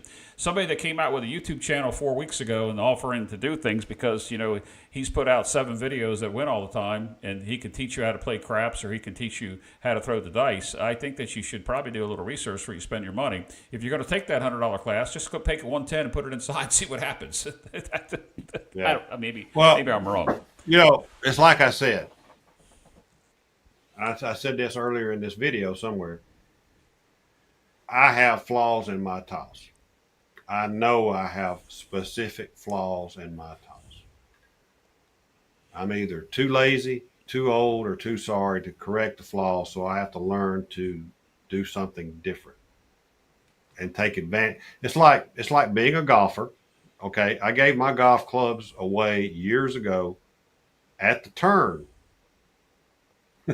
After the 9th hole one day, I gave my clubs away and quit. But do you play with a hook or do you play with a slice? All right. So if you play with one or the other, you got to play with it. And so I play with my hook or I play with my slice, and I figure out how to do it because I have flaws. And so that's why I don't golf. Part of the effort of being a coach is helping people determine, do you have a hook or do you have a slice in your toss in golf? And somebody put a question. I think it was Dice Dr. Dan wanted to know how you know they're reputable. It's not about how many books they print. It's not about how many classes they've held. It's about the word of mouth. And you know the good instructors. And sometimes the instructors get old. Let's use John Patrick, for example, from a betting strategy standpoint. Use him. He can't play craps anymore. He loves the game, but he can teach what he used to do. And so somebody that can't, like a golfer, a golf pro that can't shoot like he once did, can still instruct. A baseball coach can still teach somebody how to swing a bat just because they can't do it anymore. So how you find those people? That's really a pretty good analogy. I mean, your golf pros, I used to be in a country club before I gave my clubs away. They are all PGA members. They've all played golf. They're all certified as a PGA professional, and whatever that takes, and they know what to do. So the difference between the guy in the top 100 the top 100 and the 1,000th guy used to be like 1.5 strokes, something like that. It was some ridiculously small number between the top 100 and the top 1,000. I have no idea what it's down because I don't keep up with golf anymore. But so that's the difference between being an average roller of 6, let's say 6.5 on your SSR, or right. 6, and let's bump it up. Let's go from 6 to 8.5 on your average SRR. Whatever that number is, if you've got a little higher number than 6, then you've got a small advantage. And can you take advantage of that? And maybe sometimes a coach can help you do that. Maybe you just need to learn how to bet. Maybe you need different dice. Take a look at your screen. This is a long one. I'm going to read it to you because I don't know how long it's going to stay up there, about 20 seconds. This is from God Complex, the actual pit boss. A real coach will teach you more than the throw, the overall game knowledge of the betting strategy, as far as comebacks and place bets, for example, pressing bets and aggressing over general presses. So they're just not, I agree with him that a good coach can do it all. You can do it all. And follow that up with what Duracell just said on my channel. I think Heavy has been around an ambassador of craps for the game for 20 plus years, probably longer than that, giving away so much information for free all the time. And we can even go to GTC, the Golden Touch guys. I mean, look at the Dominator. I mean, he's known for what he can do. And that's how I think you find, to answer Dice Dr. Dan's question, you find reputable people by word of mouth. Yeah, your word of mouth. Sometimes you got to pay for that lesson as well. And not every dice camp, if you're out there looking for a dice quote unquote camp to be in, not every camp is that much different per se, but some of the techniques are different. Pendulum versus no pendulum, right? You changed my game shooting from the deck. That I don't totally know why changed. anybody would use. Personally, I don't know why anybody would use a pendulum toss, but there's still a lot of people out there, and obviously, there's a camp out there that teaches the pendulum toss. Right. Even Howard will use a pendulum toss on occasion, or what he calls a partial pendulum. I've had the good fortune of playing with a lot of good people. A lot of the coaches, I've played with them, I've bet with them. They're all different, but at the end of the day, they're kind of all the same. They're trying to get you. They're trying to get you to a positive bankroll position. Well, I mean, that's the goal.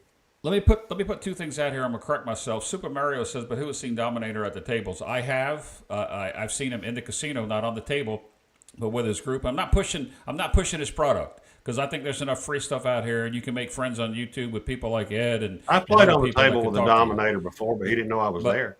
But yeah, He didn't know and me that's from what Adam, but I knew exactly who he was. and I've had a couple dozen people say that same thing. So I've seen him at the casino after a class, but he's not playing. He's there with his instructors, and I've never taken a GTC class, and I don't know that I could that I will or I wouldn't. But I'm just saying there are people out there charging. El Toro says on your channel that funny enough, Ed, it usually starts with the grip, and we're going to go back to we talk about teaching and where you go, from a standpoint of somebody teaching somebody how to throw the dice. I think you're qualified. I think El Toro's qualified. Just watching his videos, I think he's qualified. And El Toro and I have totally different tossing technique. As best he throws an inline toss. I cannot emulate that toss at all. I mean, if I had a long run, it would be 100% luck on an inline toss for me. Yep. So now we've kind of moved out of the betting into the DI stuff. I'm making sure that I don't miss any questions. I do have something here, Ed. We have a new name for the show. It's on my channel, so you might want to look up at your monitor. I'm looking. Okay, I'm waiting for that one to fall down. What the Birdman says about taking it. There it goes. All right, this is from our good friend Brian over at Y Crap Shooters. He says, "Hey Jed and F, roll to Mac Craps." Crappa. He's got an A on there. Well, roll to Mac Crappa. Yeah, I know what he is, but he's got my initial in front of you is Jed, and he's got your initial is F, and it's called Roll to Mac Crappa. Craps or whatever you want to say it. That's just we'll move on. Where's Mutt? I'm the Mutt in the Mutt and Jeff show. I haven't said anything. I gave you an opportunity when you first start going. Yeah, no, I just now bringing it up. Okay. I'm the Mutt and Jeff. Yep. All right. I'm not sure if El Toro is going to follow up a comment to this, but he said my whole take on teaching. I don't know if he's typing or maybe there was something that you said that he was responding to.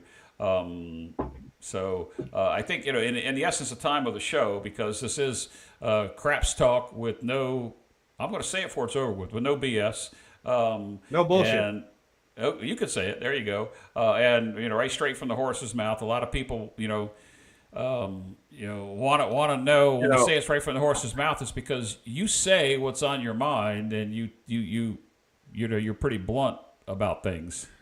Look, there's a lot of great guys out there. There's a lot of great guys that've got a niche. Brian, right there, he's got a niche that nobody's going to ever be able to touch. Jeremy's got a niche, whatever his niche is. Nobody's going to touch Jeremy. No. But And there's a lot of good guys out, quality people, but their strategies suck. And that's one of the things I said in that last video that I did on that Monday night was I do not want to be associated with a group of people that teach people how to lose money or make Correct. them think there's a magical tour out there that they can jump on and ride around underwater in the yellow submarine and come out and put the periscope up. And all of a sudden, they had a 40-roll hand. That ain't going to happen. It's not going to happen.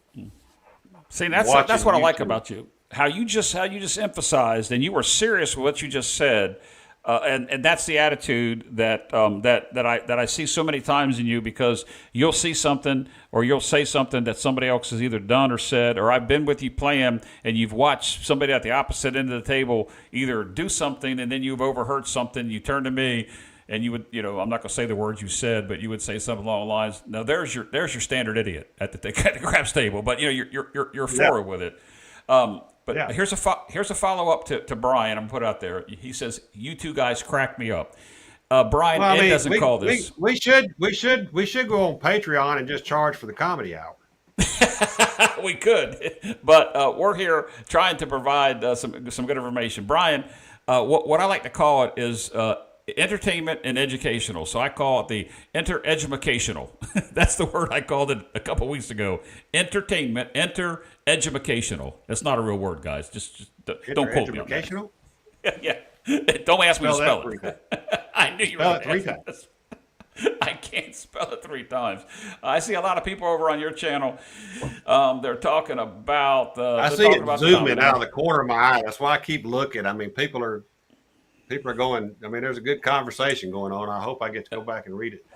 Well, I hope you do too. But let's move on to this because we didn't expect. We expected to talk about betting. We started to talk about your channel for maybe 20 minutes, and then the betting for 20 or 30 minutes. And hell, we've been at it almost an hour and a half already, Ed. And we need to get on because and there's still 60, 70 people between the two channels. But I think some people are dual streaming. But where we started tonight talking about losing, because we had talked about this for our next setup, kind of fits in with what I'll say it again, what Lou sent out in the ASIC text group, the 24 items. We talked about the betting side of it, but one of the things we did talk about in the beginning, when it comes to doubtful whether dice influencing even works, if you're trying to, you shouldn't even be trying it. But the other thing that when you intertwine betting and dice setting, you throw in this word called greed, and you get greedy, and you're driven by the greed of what you see on YouTube. And I can do it. It's like that little train that couldn't. He can do it. He can do it. So when we move into the dice setting, aspect of what people need to believe. I guess that's what I'm trying to say. The psyche of your mind. If you don't believe in it, you can set the dice. We all see people set the dice. They pick them up, blow in them, and just chunk them, whatever they're doing. I forgot who it was that told me that. Right. Why do they set them? Why do they even set them? Why do they even bother? Why do they waste? Thing.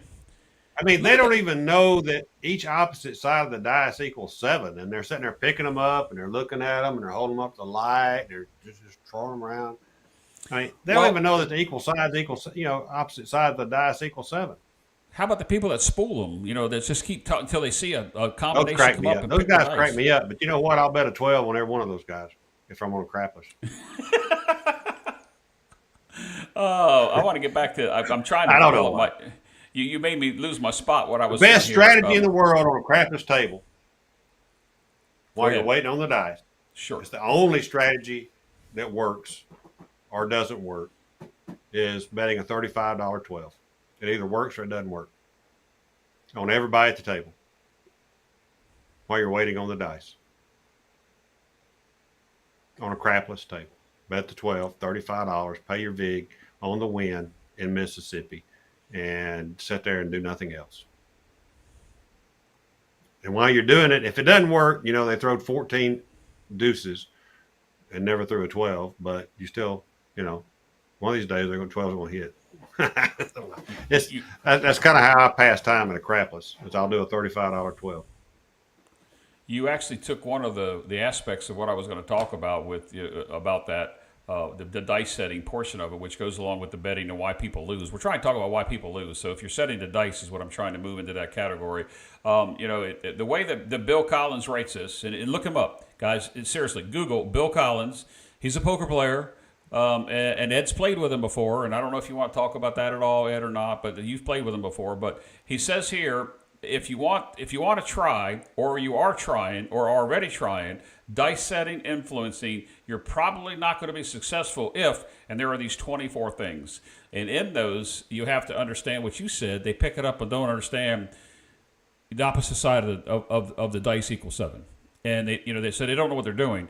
But when you put in the training, or I'm going to say the attempt to do this with a positive mind, and you're not going to influence the dice, but you're doing what you can do to perfect your delivery of the dice, because I'm a firm believer that once they hit the table, and if they hit that diamond, that alligatoring, the back wall, whatever you want to call it, they can become much more randomized than they ever would be. But when we take these things about why people that are trying to set the dice and why people lose, there's so many aspects of this. If you're going to practice the dice, going to the casino with a $600 bankroll and waiting for your turn to shoot and betting on others and only getting the time to play, that's not the right thing to do. You can make a throwing station, and I think you told the story once before, Ed, about travel throwing stations, your first throwing station, how you started practicing and perfecting.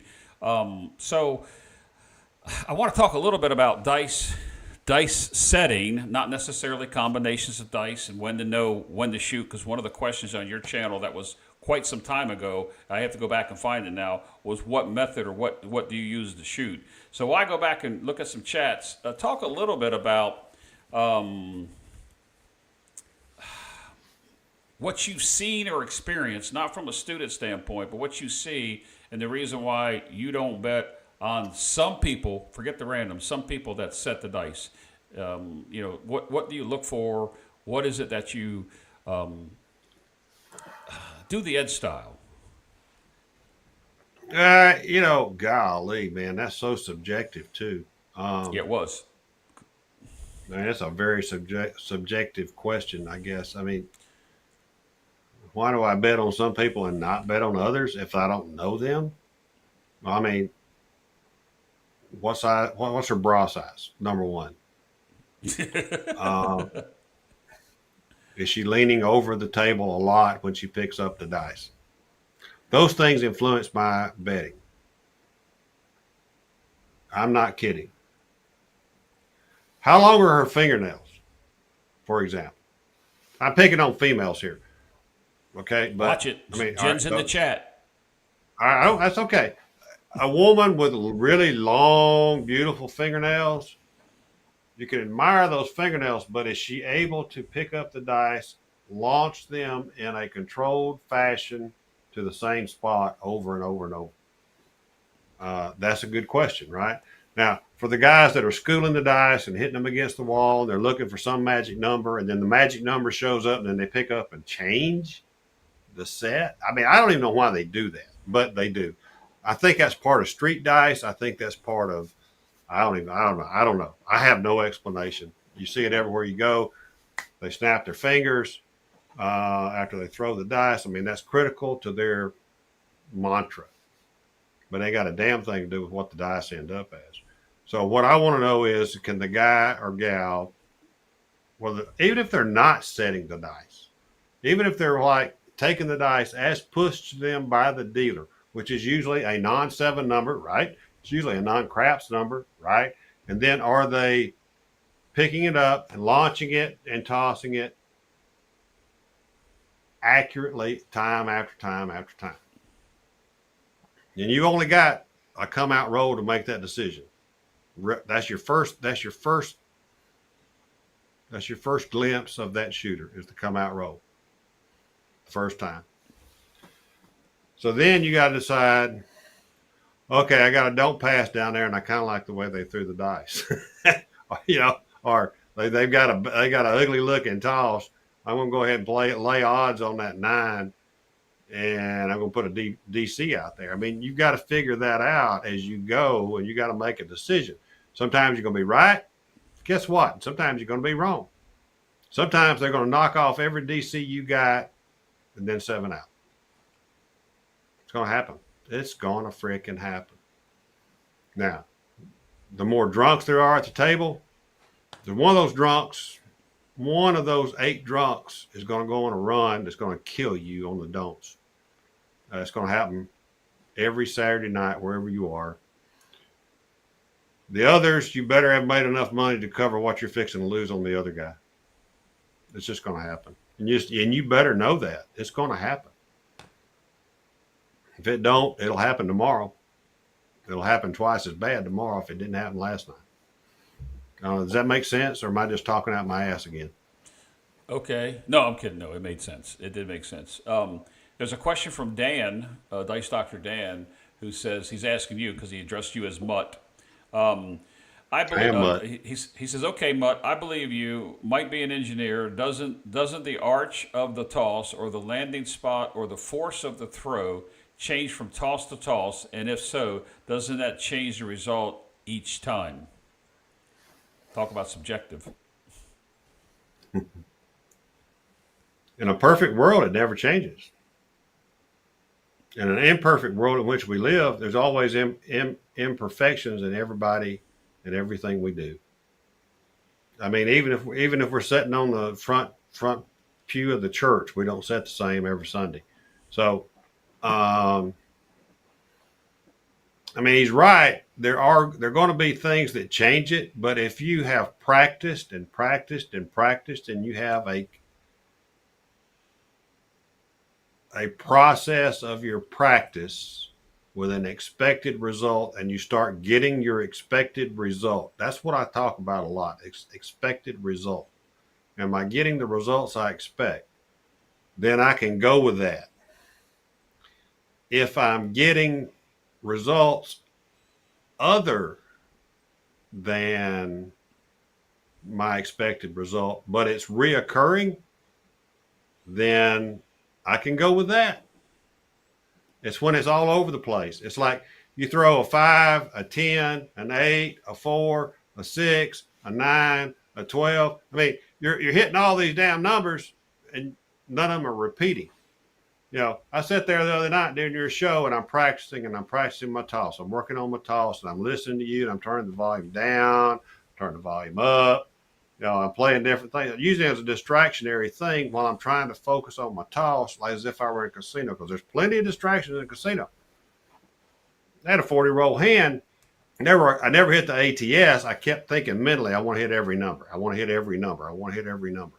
Now, I didn't do an ATS. I hit every number, but I didn't hit an ATS because there were a couple of come out 7s in there, but it was a 40 roller. But you know what? There were 14 8s in the hand. So those 7s extended my hand long enough for me to I would have made a shit pot full of money on those 8s. I'd have been at house max, pretty damn close. Well, here's a couple points. Arnell, who you've played with and you've seen, and you played live fantasy craps over on his channel. Live fantasy only. I never played with him in person. Yeah. No, but you've seen his throw. He says he Yeah. has a little smiley face. Says Ed won't like my ugly tosses. Now there's a second part to this that he goes. He says, "Truth is, no one can toss the same every roll. I don't care who you think you are. You may perceive that you are, but I guarantee you cannot." And you know, there's always that's just like you said. I like the church pew sitting thing, but the more you practice, as Biff says, the more you practice, the more consistency you can get in that aspect of that toss. And there was one more comment I wanted to put up here that I have lost. I do practice a lot, and I have practiced a lot over the years, Biff. Biff, 2, you can ask my wife if you ever met her when she's in between slot machines. Ed practices every night and used to practice every night and every morning. And I'm not talking about 12 throws. I'm talking about 2.5 hours a night, 30 to 45 minutes in the morning, every freaking day. Yep. I know Waylon likes that. Waylon likes that because he can ladder up. I can't ladder up because I ain't got his bankroll. Well, and that's one of the things that we were talking about early on. I don't think we talked about in betting was, you're betting, you're not betting to your bankroll. That was one of the points we made early on. I do appreciate this God Complex for both channels. Everyone hit the thumbs up. That's free stuff right here. I have not heard a comment I can dispute from either Ed or Jeff. That's a nice comment. I appreciate that. That's really good to hear from an actual pit boss or Yeah. box person. Yep. Whatever, And I forget what he is. I know he's over on here your to- channel, not mine. Yeah, over here to Super Mario Brothers, the best players are on this side, which is on your side. So Old Spice came over to my side, and Super Mario. Come on, Craig, don't- get back over to the right side. Go I down don't on the think left side, get over to the right side. I don't think you're a subscriber of mine, but it's okay because I'm an entertainer, craps player. I'm here for my YouTube channel, but when I entertain you, I try to be accurate with what I'm doing based upon the knowledge and the experience I have. And when I learn things from, say, people like from El Toro or Ed, or many other ones that I've talked to as I watch them, I try to relay what they've told me and try to pick that up. So my channel is more entertaining. Ed's is definitely an educational channel because he has much more experience than I do. But we appreciate that comment, God Complex. I really appreciate that. And I think go ahead. I know you're fixing to cut me off, right? Nope. I'm actually fixing to say, and money management, John, we talked about earlier in the show. One of the first things we talked about. So for those of you that tuned in early, you might want to go back because first 20 minutes was about Ed's channel direction. The next hour was about betting and comments from the chats. And then we tried to move a little bit into dice influence, but we wanted to take about the last 30 minutes and give somebody an opportunity to ask questions of you, not necessarily of me, because I'm just producing the show here. But if anybody has a question while we continue here, now's the time to put a capital Q and ask Ed a question. And if you want to ask a silly question and get a silly answer from me, you can do that as well. But here's the time for that because Ed likes to be off the air in 2 hours, and it seems like we can never do a 2-hour show. So. Our last show went 3 hours. I texted you the next morning, and I went like, "How in the hell did we go 3 hours last night?" It's like Craps Well, Shack we were on shooting, Sunday. and then we talked. We shot for a long time, then we talked. So I'm going to tell you, we did no here, shooting. you talk about people being stubborn with a system, right? So when we were in Atlantic City, you were not on this table that night that I'm fixing to describe. I'm at stick left 1. There's a don't player at stick left 2. And he's got a really cute girl with him. He's an old guy, but he's got a really cute girl with him. Might have been his daughter. Or not. And he was a don't player. And he was he was a $25. He waited until the point was set every single time.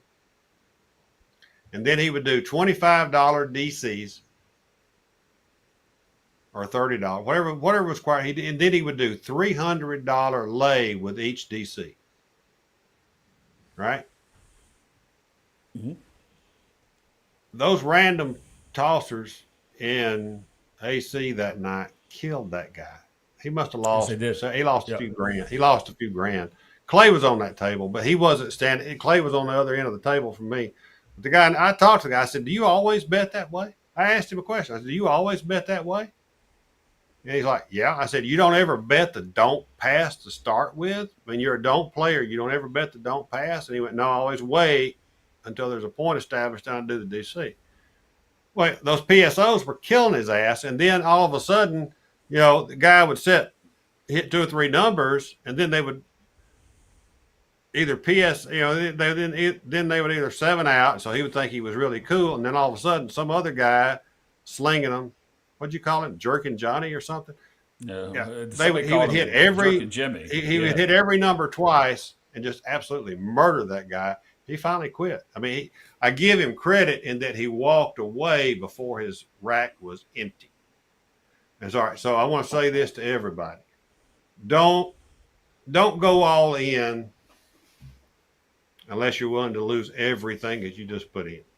I mean, it's psychologically, it's much better to walk away from a table from a $700 buy-in and walk away with 200 in your pocket than it is to walk away with zero that you're handing in, you know, as a hand in to the dealers. Don't walk away from the table with zero. Psychologically, that will kill you. It'll make you do stupid things in the future, and you'll feel bad about yourself right now. So don't walk away from the table empty-handed. All right, we got a couple questions coming in. I want to clarify something. I don't want Waylon to be mad at you or I when we talk about his bankroll, because I've played with Waylon and I've played with his dad Joe. You hear me talk about it on my show all the time. I have too. The hell out of both of them. But Waylon just said he just wanted to be clear. One thing up, nobody gave him a big bankroll to play with. He built it up, and that's the part, guys. That right there, with what Waylon says, that's confidence. If you ain't got the listen to me talk my proper English. If you don't have the confidence to go in there with us. You ain't got confidence, dude. You ain't going to walk away with nothing. And Waylon always says, scared money makes no money. And so if we offended you by anything, Waylon, we weren't insinuating that. We were talking about your style of play because you show it all the time.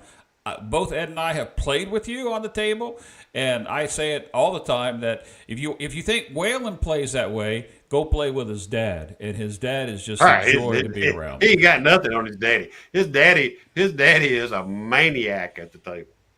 I would call him a maniac. I think that he's a genius at the guy. His daddy is insane, bets like crazy. I mean, he's great. He's fun, but he's not scared. I love him. He's not scared to make the bet. He has the bankroll. The devil sitting on the 12. He ain't scared of nothing. That's the difference, Ed. He has the bankroll, and he's not scared. You take somebody that have a $1,000 bankroll and going in when they should be playing a lot lower bets, but they're making these big bets and they don't have the confidence and they don't have the experience. That $1,000 is gone, regardless of whether they can hit the ATM and maybe win at that. But when you look at that, when I look at Joe, is I see a gentleman that is expert in knowing what he's going to do when a certain thing happens. I'm going to be like Joe in about 20 years. Yeah, I hear you.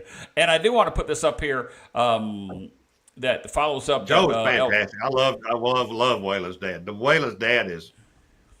I watched him bet, and I'm sitting there going, "Holy shit! How the hell can he?" I was on the table. He with ain't him. care.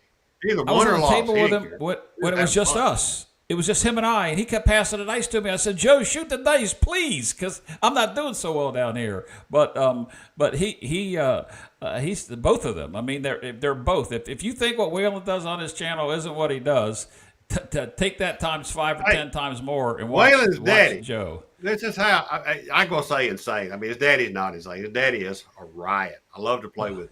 Oh, he's the a joy. Only guy I've ever seen that was working the hard ways and hopping the hard ways on the come out. I never seen that in my life.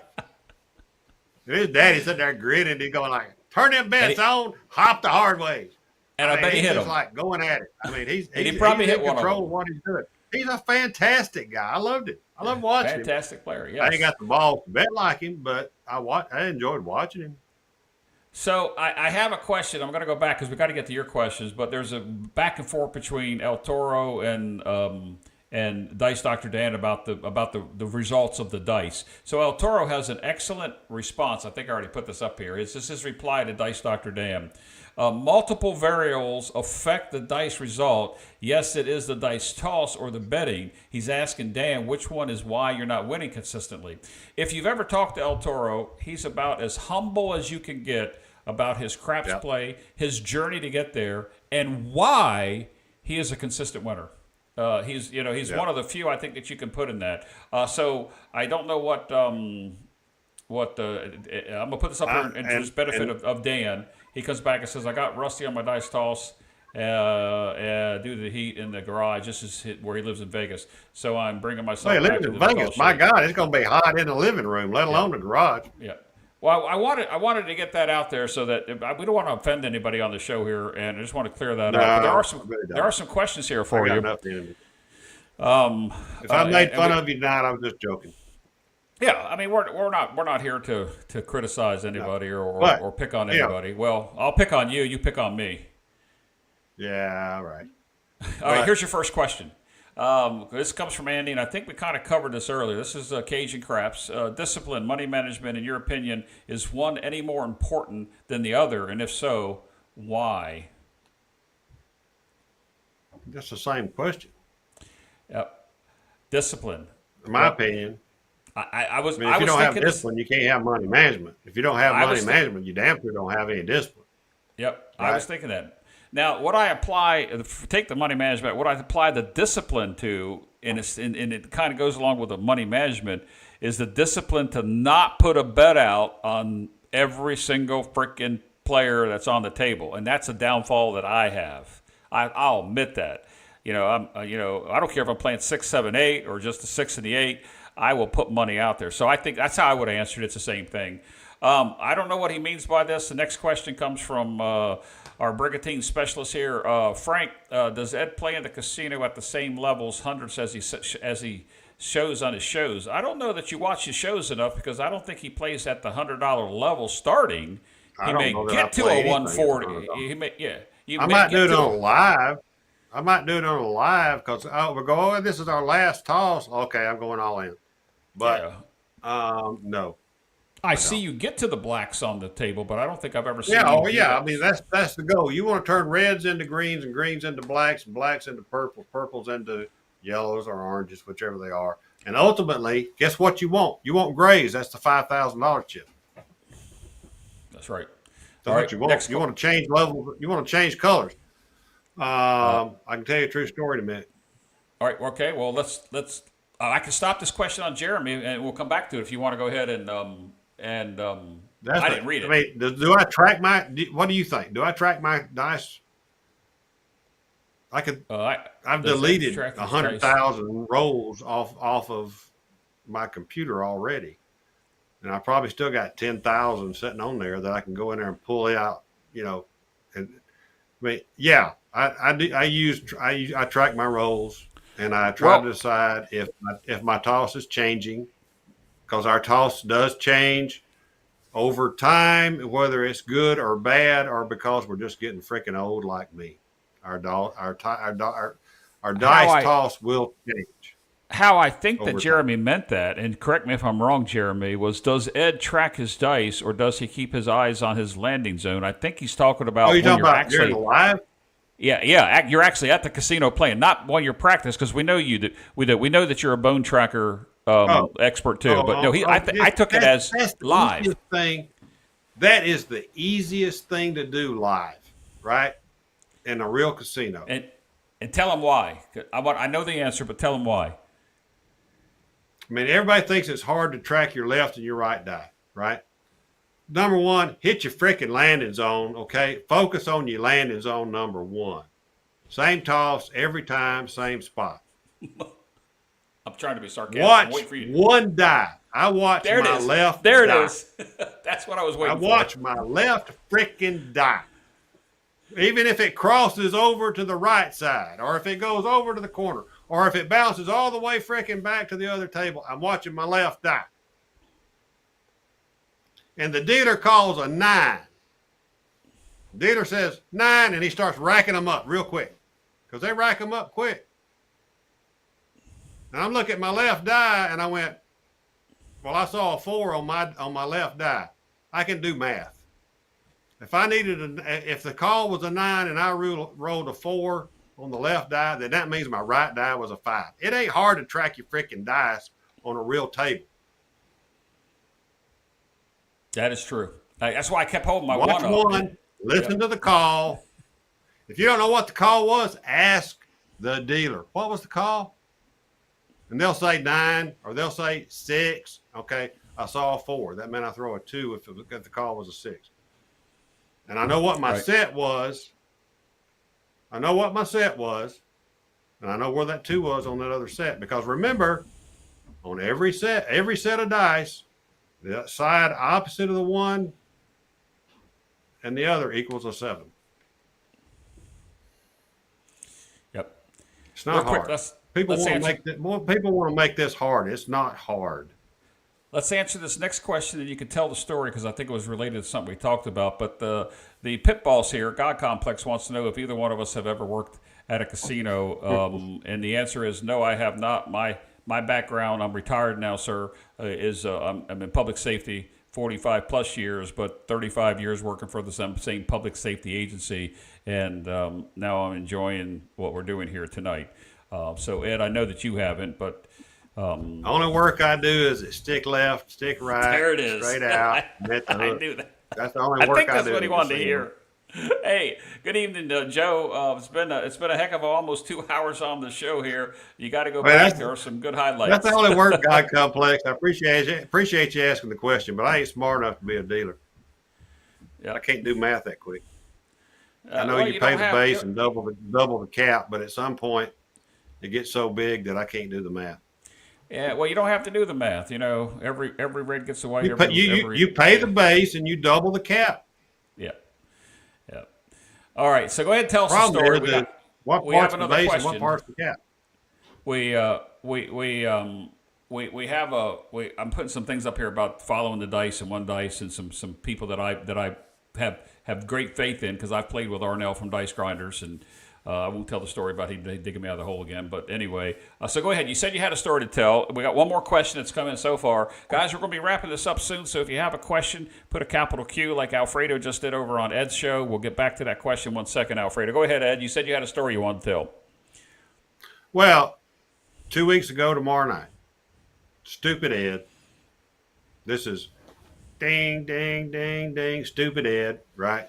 Now, okay, I'm not really that stupid because I split my money up. My wife and I went to Tunica, and before I leave, I take those little bankers envelopes and I separate my money and I write their number on it, how much is in it, and what day it's for. All right, so I'm going on a travel day. Travel day is I got to drive 4 hours, and we're going to eat. We're going to eat a nice steak dinner. My belly's going to get full. We'll drink a couple of glasses of wine, maybe a couple. Anyway, and my wife half of whatever roll night slots. She's going to do it every time, or she's going to win. So anyway. Keep talking. My headset died. I really wanted her to have a good time and play. And so, All right, I'm back. freezing? No, we're good. Who's freezing, me or you? Okay. Um, I felt like on my side, I looked like I was freezing a little bit. Anyway, so I wanted my wife to have a good time. She hadn't been in the casino in a while, and I walked around with her and watched her play slots and this and that. It was Friday night. We just drove down. We had a great dinner. We had a great time. We had dinner with my host, which was kind of unique. I mean, we got to sit down, talk to my host. We talked about, hey, we got YouTube, right? Kind of things. But anyway, I was down. I mean, my wife plays out of my back pocket. So I was down, and then I went on the tables. I walked away a loser a couple of times. I didn't walk away empty-handed, but I walked away a loser. And so I finally stopped and went, you know what? I'm gonna take a chill pill, and I went and got me a college football rap sheet, from the sports book, and I went to the Laurel Lounge and I sat down and I looked at all those things and I went, here's a lock, and then let's do some crazy bets and see if we can hit them. And then I walked back out to the casino, and it was like 10:30. It was only like 10:30, and I'm like, you know what? I probably should go to bed and just get up early in the morning and go play, but I'm gonna walk by the tables. I made my bets for the parlays for the next day, and I walked over to. I saw this one table, and it was crapless, $25 minimum crapless table, and it was nobody on it. I went, I think I'm going to play that table. I didn't even know how much I had in my pocket. So I walked up, threw my card. I slung, I did the little frisbee toss to the guy. Here's my card. And I reached in my pocket and I went, boom. And I go out and holy shit, that was only $200. I got $200 that I just threw out there, and I could either say, "Give me my money back," or "Give me chips. I'm going to the cage. Give me my card back." I went, you know what? I'm gonna throw for sixes and eights. I'm on a $25 freaking table, and I got $200 buy-in on that damn table. Now, this doesn't happen often. What I'm going to tell you, but so I'm like, okay, I'm going to throw for sixes and eights, but I am going to play the 5-5. I'm going to play the ATS. I did 5-5-5. That's all I could afford. Had a $25 pass line. I didn't have to worry about a craps check because it's a crapless table, so I can't lose on the come out. But mentally I'm going to play 6 and 8. So I went with a set that gives me sixes and eights, and sometimes 3 and 11s. Right. So I went 6-8 after I set the point. I don't even remember what the point was. 6 and 8, field bet. That was it. I mean, I don't have a lot of money. I got no money in my pocket. I mean, I got nothing else. I mean, I'm all in $200. And I started hitting numbers, so I hit a field bet, and I went, okay, give me a 3 and 11. I'm on a crapless table, and this is not me, but I never put a number on the 2 or the 12. Never put a dime on the 2 or the 12. And I hit a 2 or 12. I hit a 2 and a 12. I'm in the field, and it paid, guess what? Triple. It's one of the few casinos that plays triple in the field on a crapless. Wow. It's all of a sudden I'm like, yeah, give me, give me the 4 and 10. I didn't even go 2 and 12. Give me 4 and 10. Okay, now give me the 5 and 9. So I got everything but 2 and 12. I hit the small with that first toss, or that first little part of that toss where I got double on the 2 and 12. The next thing I know, I'm needing an 11. I'm like, you know what? I ain't gonna change dice. I'm just gonna stay here and toss for sixes and eights. I'm hitting sixes and eights. I'm pulling money back off the table. I hit a 3 again. Okay, paid $25, paid 75. I pull 50 off, or I think I went same bet, which is not like me. But I went same bet, pulled 75, put it back in the rack, and I'm kind of looking. Okay, I'm looking at the rack, and I got my 200 back. Now I got 300 in the rack. Now I got whatever in the rack. I hit the ATS, and I had the dealer. I gave the dealer some of the ATS money because I didn't make a bet for him on it. And after I sevened out, I went straight to the cage, and I went up to the room, and guess what? I was slightly better than even for the whole night, even with my wife's losses. That's a stupid thing to do, but I did it. So I admit it. Well, there's I only admit it because I won. right. Well, I mean, I think you're telling the story because it was stupid, but you wouldn't have, like you said, you wouldn't have told the story. We always hear about the big wins. We never hear about the big losses from anybody. No, I mean, I got a million. I mean, there's a million times that you go in and you don't. It doesn't work, right? You go all in and it doesn't work. Well, I for some weird reason on me, it makes me focus more on my mechanics. Okay, because maybe it's maybe I'm doing the last session on a Sunday and I'm fixing to drive home. And I'm like, okay, this is all I'm going to play with. And then, you're down there. Okay, you got the dice and okay, I'm going all in. And it makes me focus. I want to see if I can do it. But sometimes you can, sometimes you can't. But it does help me focus a lot more if I know I'm kind of like basically all in at some point. Well, but I don't recommend it. Do not recommend that at all. That's not a good way to play, but I'll do it sometimes. That's like, don't play like this at home, boys and girls. Yeah. Yeah. We have 2 questions, and we're going to wrap it up. But I want to go back. Jeremy wants a follow-up from Jeremy Bennett from his question. His question goes along with what he asked a minute ago. I think it's a good follow-up. Does he take his eyes off the landing zone when the dice are in the air? Let me finish this up. In most sports, hand and eye are related. You train to focus and not cheat. I find that I want to follow my dice through the air, and I'll cheat and look up too quick from my landing zone. And I think he had one more in there, or somebody else made a comment in there. So I guess I'd like to know: do you stay focused on the landing zone after you release the dice, or do you follow them through the air until they hit that landing zone?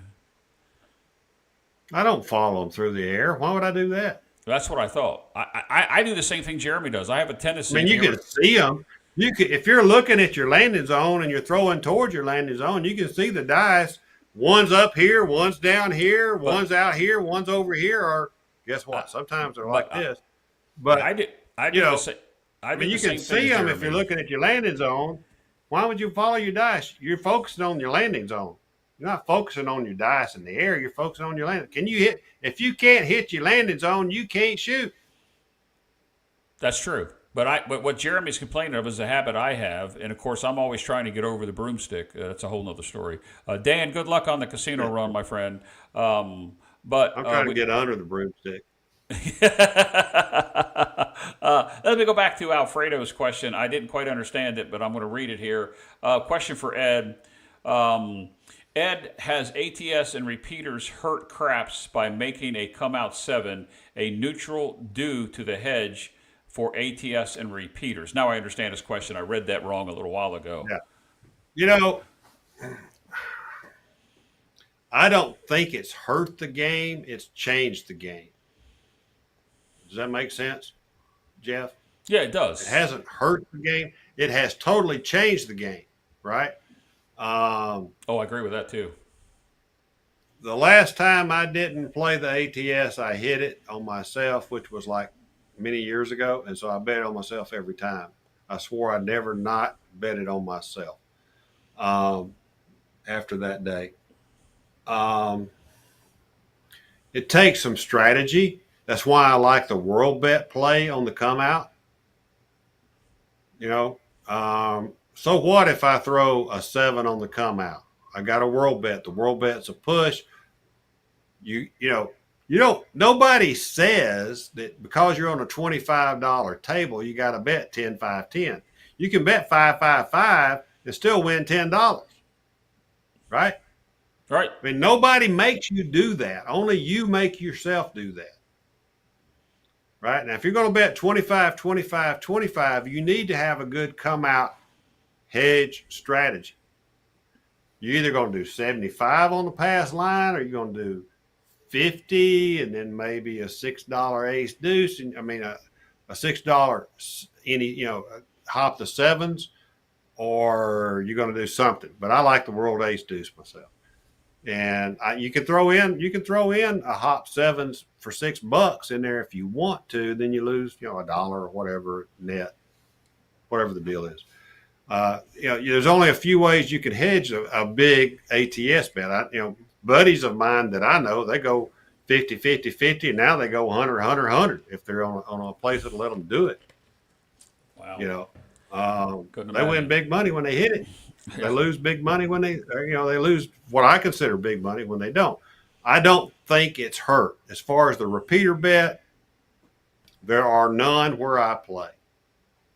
But I enjoy playing the repeater bet when I go to Vegas if I can get on a decent table with a decent crew. Right. I hate Gold Coast, but you know what? I end up playing there because they got the repeater bet.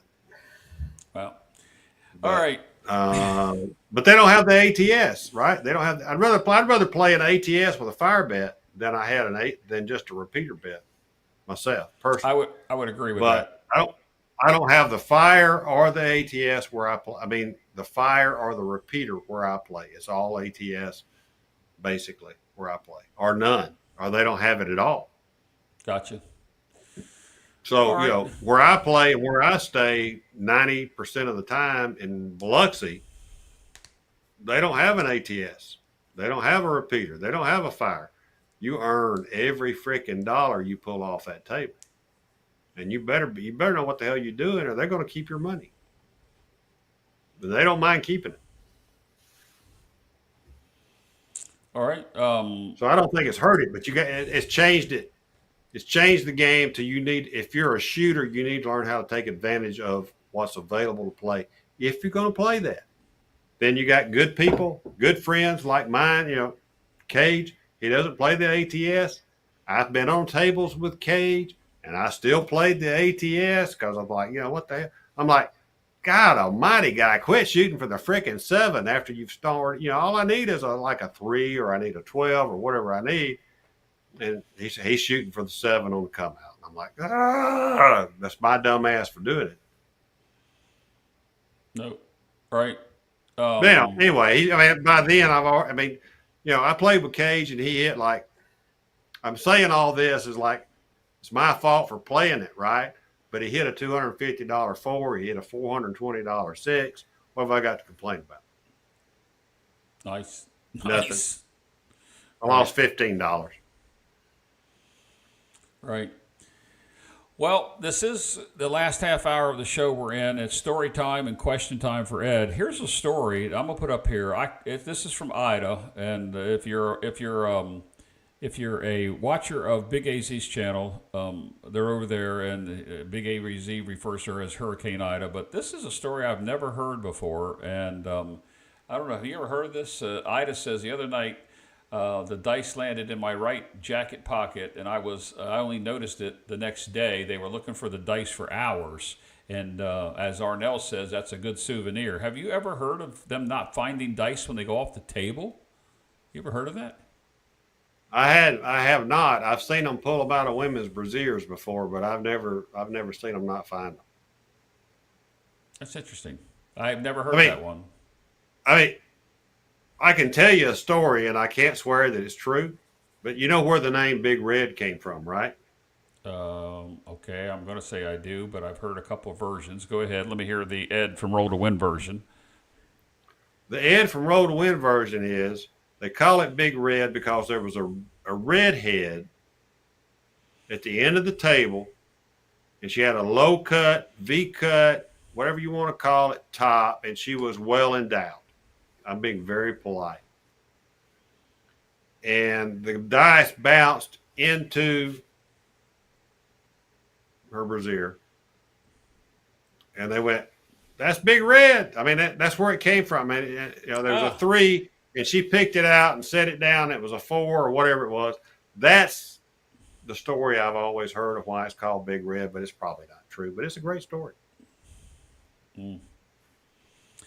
Well, I had my belt break one time. The guy's talking about the trash can. I had my belt break one time. Absolutely freaking wore out. My damn pants was about to fall off at a table, and I took my belt was hanging. I was like, "What the hell's wrong?" And I took my belt off. My belt had broke. The snaps had broke. And I threw them in the trash can right there at the table. Then I'm sitting there like, the guy from Green Acres pulling my britches up. Well, God Complex, who has worked in the business for years, says in 30 years he's only lost 2. I'm surprised. Yeah, I think it's very rare. It's got to be very, very rare for them. They'll look for them. Most of the time, a guys can find them or see them, or they know the direction they went. Sometimes they're way over there underneath a blackjack table or something, but every once in a while they bounced over into the pit. Where all the suits walk and all that kind of stuff. So it surprises me that they actually have lost any, because what they do to find the dice. And I just put this. I saw it when it came up, and it said, "Well, one we found on the ground wiring years later. The second it was kicked far from the table. Surveillance informs me that a player found it and put it in his pocket and had already left." That's interesting. I've never heard those stories before, so I've learned something tonight. Now I can go to bed now. Anyway, Arnell tells you to come to Illinois. They have both the ATS and the Fire Bet. One more question, Ed. That's a good place to play right there. Yep, that is. Here we go. Phil over on my channel says, what is your favorite casino in Tunica that you like? And I know you just recently had that trip. Horseshoe. Right now, Horseshoe. Gold Strike is too bouncy.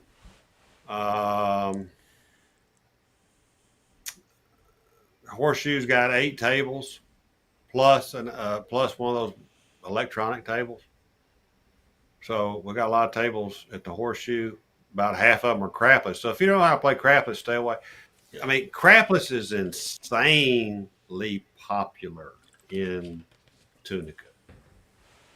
And I think it's the Memphis influence. I mean, that's what I think anyway. I think it's the people that drive down, 30 minutes from Memphis, they come south. And I think it's because people used to practice throwing the 12 for the triple payout on the field.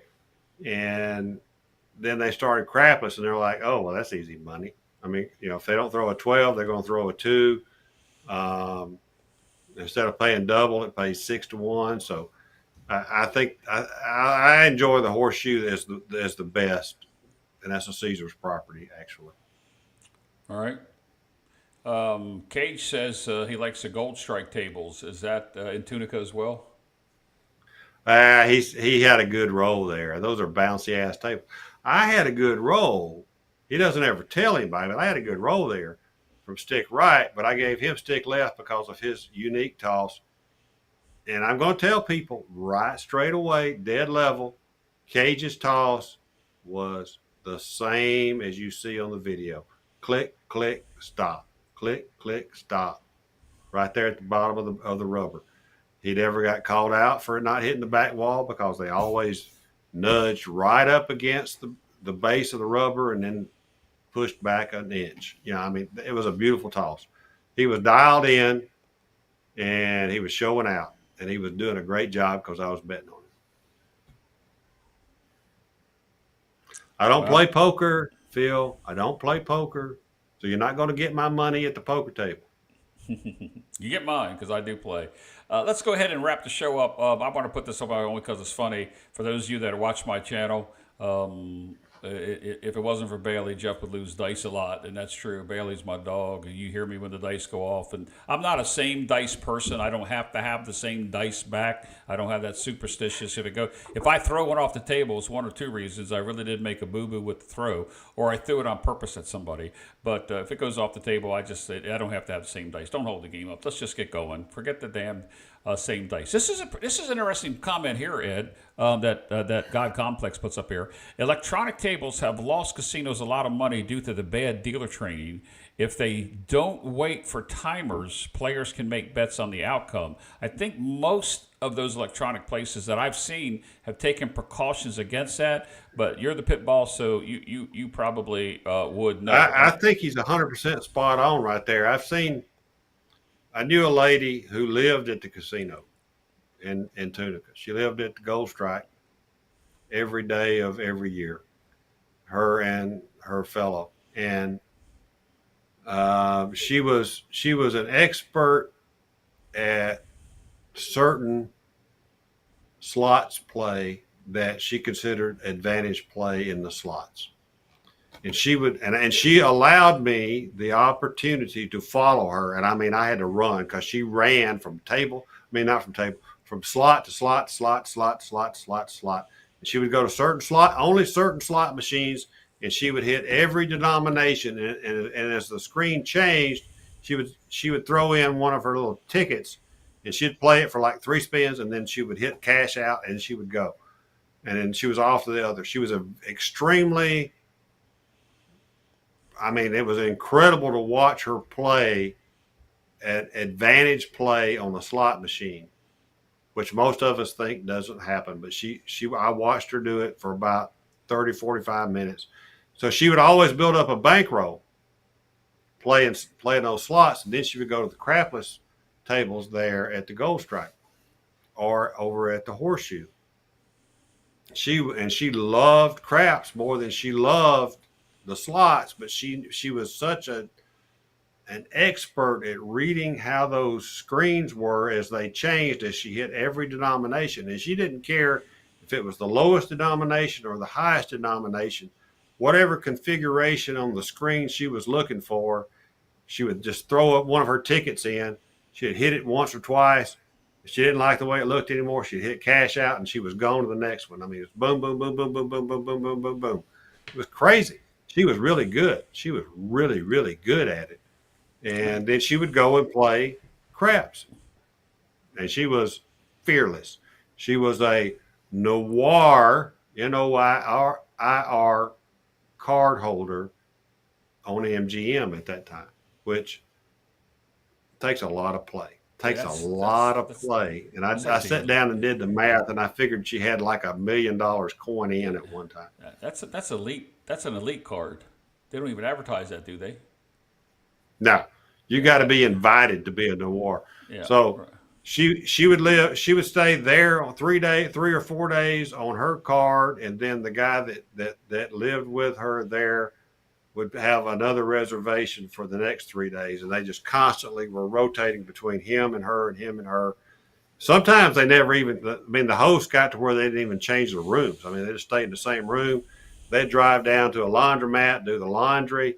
She had a mailing address over in northwest Alabama at her grandmother's house or something. She'd go pick up her mail 2 or 3 times a year. I don't know. I mean, it was crazy. She was good at it, though. She was really, really, really, really good at it. But I wouldn't want that life. Right. On my channel, they're talking about a book of people who have been barred. That's another show we can talk about. Real quick, I put this up a second ago. This is after you talked about Cage. He says, Ed, stop fibbing. I'm a complete fraud. And then SJ says, spinning, winning, and grinning. And Cage says, always. All right, Ed, let's go ahead and start wrapping this up. You've got 50-some people still on your channel. There's 30 on my channel. A lot of people that are here. Guys, if you like what we're doing, let us know in the chat that you like what we're doing. We didn't even roll out a Give rollout us a tonight. thumbs up. Yep. Give us a thumbs up on both channels. Yes. It helps. Yep. I'm going to leave this one up. We're only 2 hours and 15 minutes long. I'm not Well, even going to take it down. the Screw show's the not, algorithm. the show's not up. The show's not over with right now. So Ed, let's go ahead and wrap up and kind of like do a summary. We've talked about your channel, and that's why I want to go back to and what we can expect. We hope that we've educated some people on why they're losing at the casino because they're watching too much YouTube. I'm gonna say it, bullshit. And Jump. yes, and then we tried to get into some DI stuff that we kind of ran out of time because we wanted to take some question and answers here. If you like the format, guys, let us know. I did have a Zoom connection ready to go, but we never got to that point where I was going to invite people on, so that didn't happen tonight. But Ed, go ahead and let's summarize what took place, and maybe you have a question for some of the viewers or somebody out there about what they may want to see or some suggestions of some sort. Yes, Super Mario, Well, I know. yeah, Super Mario is correct. The best shooter on my channel. Um,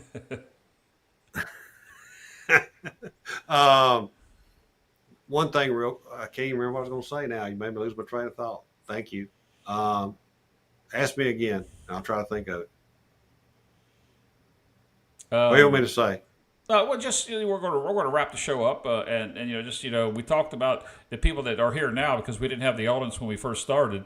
About your channel. It's not about my channel because I'm just here to. Yeah, host I have not disappeared. I'm kind of darked out except for these kind of little intermittent lives that we're going to do. I'd really like to do a live, but somewhere around the holidays, in the middle of the holidays, somewhere in there, kind of a holiday special. We're going to have Jeff on there. He's going to play his guitar. We're all going to sing Kumbaya, and we're going to I'm sing not Silent singing. Night, and Way in a Manger, and all that. But I'm going to try to get Jeff to host it for me because he's got the fancy software. Maybe I can get 2 or 3 of the guys and myself, probably, that I interviewed on Tales for the Table. We're just going to kind of do a round table and do something like this and maybe take questions or just us talk. Whatever we do, just kind of, ad hoc on that. I'd love to do that. After the first of the year, I'll probably start putting out some videos. I don't plan on putting out any real videos until January 1st. I might change my mind. I might drop 1 or 2 or 3 here and there, just so YouTube knows I'm alive. Other than that, I don't have any real plans. I'm taking basically a quarter off from the channel to kind of chill, work on my game, work on my toss, redefine myself as a player in the casino. That's kind of what I'm trying to do. And do this with Go me on ahead. Thursday nights every once in a while. Every once in a while, once or twice a month, Jeff and I are going to be here probably on Thursday night. All That's kind right. of been our thing, and I So, enjoy the heck out of it, yep. whether we're shooting or whether we're talking. Well, we always. I'm not associated. You mentioned earlier, and we didn't even talk about it. I'm not associated with anybody in the Craps Nation group. That's got nothing to do with me. I've got nothing to do with CGTV. I'm not a member. I'm not a player. I'm not in that sandbox. I'm not. I'm just Ed. I'm just Ed. That's all I am. That's all I ever wanted to be. And I apologize to everyone if I got distracted over where I started from as my channel. My channel is supposed to be about teaching you about tossing and, more importantly, what's going on in the head of the shooter when he's reading the dice and what's hitting and how to bet it. That's Yep. what I want everybody to learn is if you're a shooter, how to bet your shot. I could care less about betting a system. I could care less about a strategy. I could care less about anything else that's going on around the table. There's all these little things that we do to pacify ourselves while we're waiting on the dice if you're a shooter. But I want people to learn how to bet on themselves if they are a shooter. If you're not a shooter, you need to start. Because if you're not a shooter, you're not going to win as often. If you're not a shooter and you don't know how to bet your shot, you're just not going to win. I'm going to answer a And don't question forget here. this. Everybody has bad shots. Everybody has bad days. Everybody has bad nights. It's going to happen. It's real. That's the real life story. You're gonna screw up and lose and lose and lose, but you got to learn to walk away. I've walked away a loser many times, but I try to keep it to $1 or $2 or $300, whatever my buy-in was, so that I don't mentally hurt myself. Because if you walk away with zero, you're killing your whole mental attitude right there. That's part of what we talked about earlier. You're exactly right. You are exactly right. You were talking about I can't pronounce it, the NOIR level. Here we go. God Complex Casino Pit Boss says they had 700,000 at MGM. I was told you need to be near 2 million to be invited to be that level. So there's your answer, Ed. Yeah, I mean I kind of did a calculation one time and I figured about $1 million coin in plus whatever her craps play was. So he's probably not far from it, and you have to be invited to be a noir. And it was a high number, but she lived there 7 days a week. Yep. El Toro says these are not the dice shooters you're looking for. If you're not a shooter, learn to bet better. And he says amen, and I give an amen to that. Definitely. Yeah, I mean, if you're not a shooter, you need to learn how to bet, and preferably you need to learn how to do both. Yes, you If you're do. going to be anywhere, I did a video quite a while back, a month or two ago. Bet your advantage if you have one. That was the caveat. If you have one, bet your advantage. So that's what people who practice try to do is get your money back as quick as possible without being stupid with a gazillion dollars across, and get your money back off the table and then use some sequence. And that's why I practice like I play and I play like I practice. That's my mantra. I know what I'm going to bet. I know the betting rhythm I want on every single number out there. And you've got to be able to do that from memory. Sometimes, and you've probably been there when I did it, Jeff, I look at the dealer and say, what have I got down there? And they'll tell me, and I either know I'm supposed to press to the next number or I'm supposed to say same bet. And if I'm not sure, you know what I say? Same bet. Because I put some money in the rack. Yep. And Yep. I'm not afraid to press, guys. I am not afraid to press. Y'all see some of this bullshit I do out here on these YouTube channels? You give me a chance. You give me 7 fours and see where I'm at when that 8th one hits. It ain't gonna be sitting there with no $100. Nope. I'm actually looking for something, Ed. So keep talking because I'm trying to pull something down that I told you I was Well, going to do. Jeff and I had a great time in Biloxi back in February, and then we got to meet up again with everybody at the Brownwater Bash in Biloxi down in June. So I've seen, and then I went to Atlantic City. I went to Yankee Land, folks. I went to Northeast Country. Uh, it was too quick of a trip. I would love to have had at least one, if not two more days, so I didn't felt rushed. I got to meet people I'd never met, which was a wonderful, wonderful thing. Craig, Lou, Dice DGen. I'm leaving everybody else out, but all these guys that are on the channels or they subscribe to our channels and comment, I got to meet them. That was great. I loved it, but it was too rushed because I flew in on Thursday night, flew out on Sunday morning, so I didn't have any time to really kind of chill and get to play. Right? You see these Stoney, comments? I love you, man. Yep. You see these comments Come coming down to in. Biloxi. Not Biloxi. Come down to Tunica. I'll play you. I'll play Yep. with Stoney anytime. Me and Stoney sat there at Gold Strike a couple of years ago, and I got real lucky and hit the ATS twice. I think it was Nice. twice. Well, we're getting some nice And I comments. Go ahead. was using Wayland's set, the old Wayland set. I don't even remember what it was now. 6553 5635. I can't remember what it is now either. I gotta look it up because I may go back. Yep. We're getting some good comments in here on both channels. Kurt says, "Great show, Jeff and Ed. Glad that you're not going anywhere, Ed. See, people love you, Ed." And this is the best one I like so far. I really enjoyed this BS myself. Phil, thank you for the comment. I'm hoping that's sarcastic. I'm always full of BS, man. I'm always full of it. And yes, Joe, Ed's channel is still going to be up. You can go back and watch what he has, and he is going to be putting some stuff out. I think that came in after he said what he was going to do. Yeah. And nothing.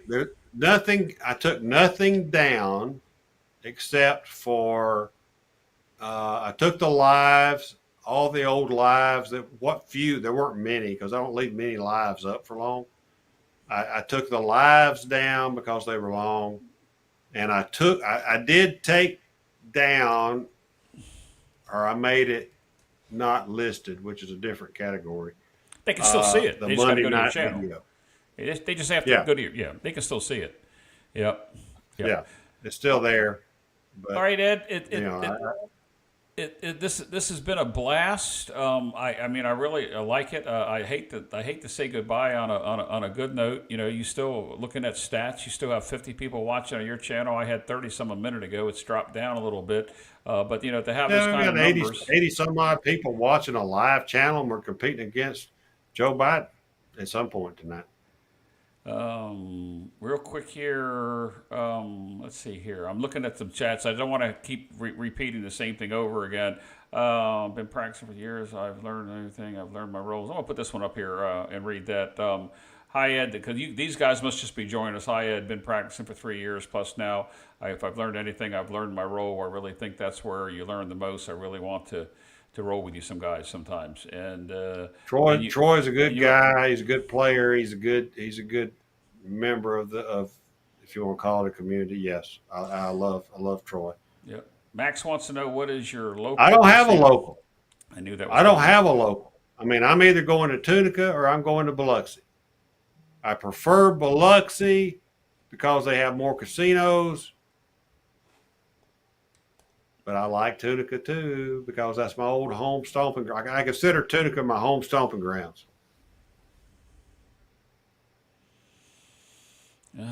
Well, Hello, Badger. Yep. Thank you, Joe.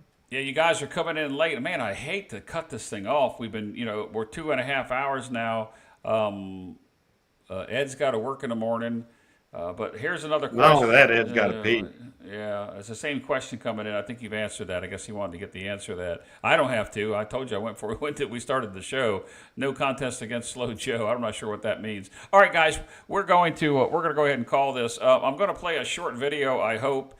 about the Craps for the Cure. I really think it's only about 20 seconds long. You're going to see it. It was produced by John over at Pro Craps. It's for the Craps for the Cure that's coming up. We're benefiting Veterans Day weekend in Las Vegas. If you can't be there or you want to be there, go to crapsforthecure.com. Find out all about it, the scheduling, and who's going to be there. But the thing that we're doing is we're raising money for a comfort dog for a vet that is in need. That's what the purpose of this is. I'm going to run a short video, and we're going to get out of here. Ed, you have the final word. Practice like you play like you practice. Yeah. Be safe Roll to win. and play smart. We'll see you on the next one.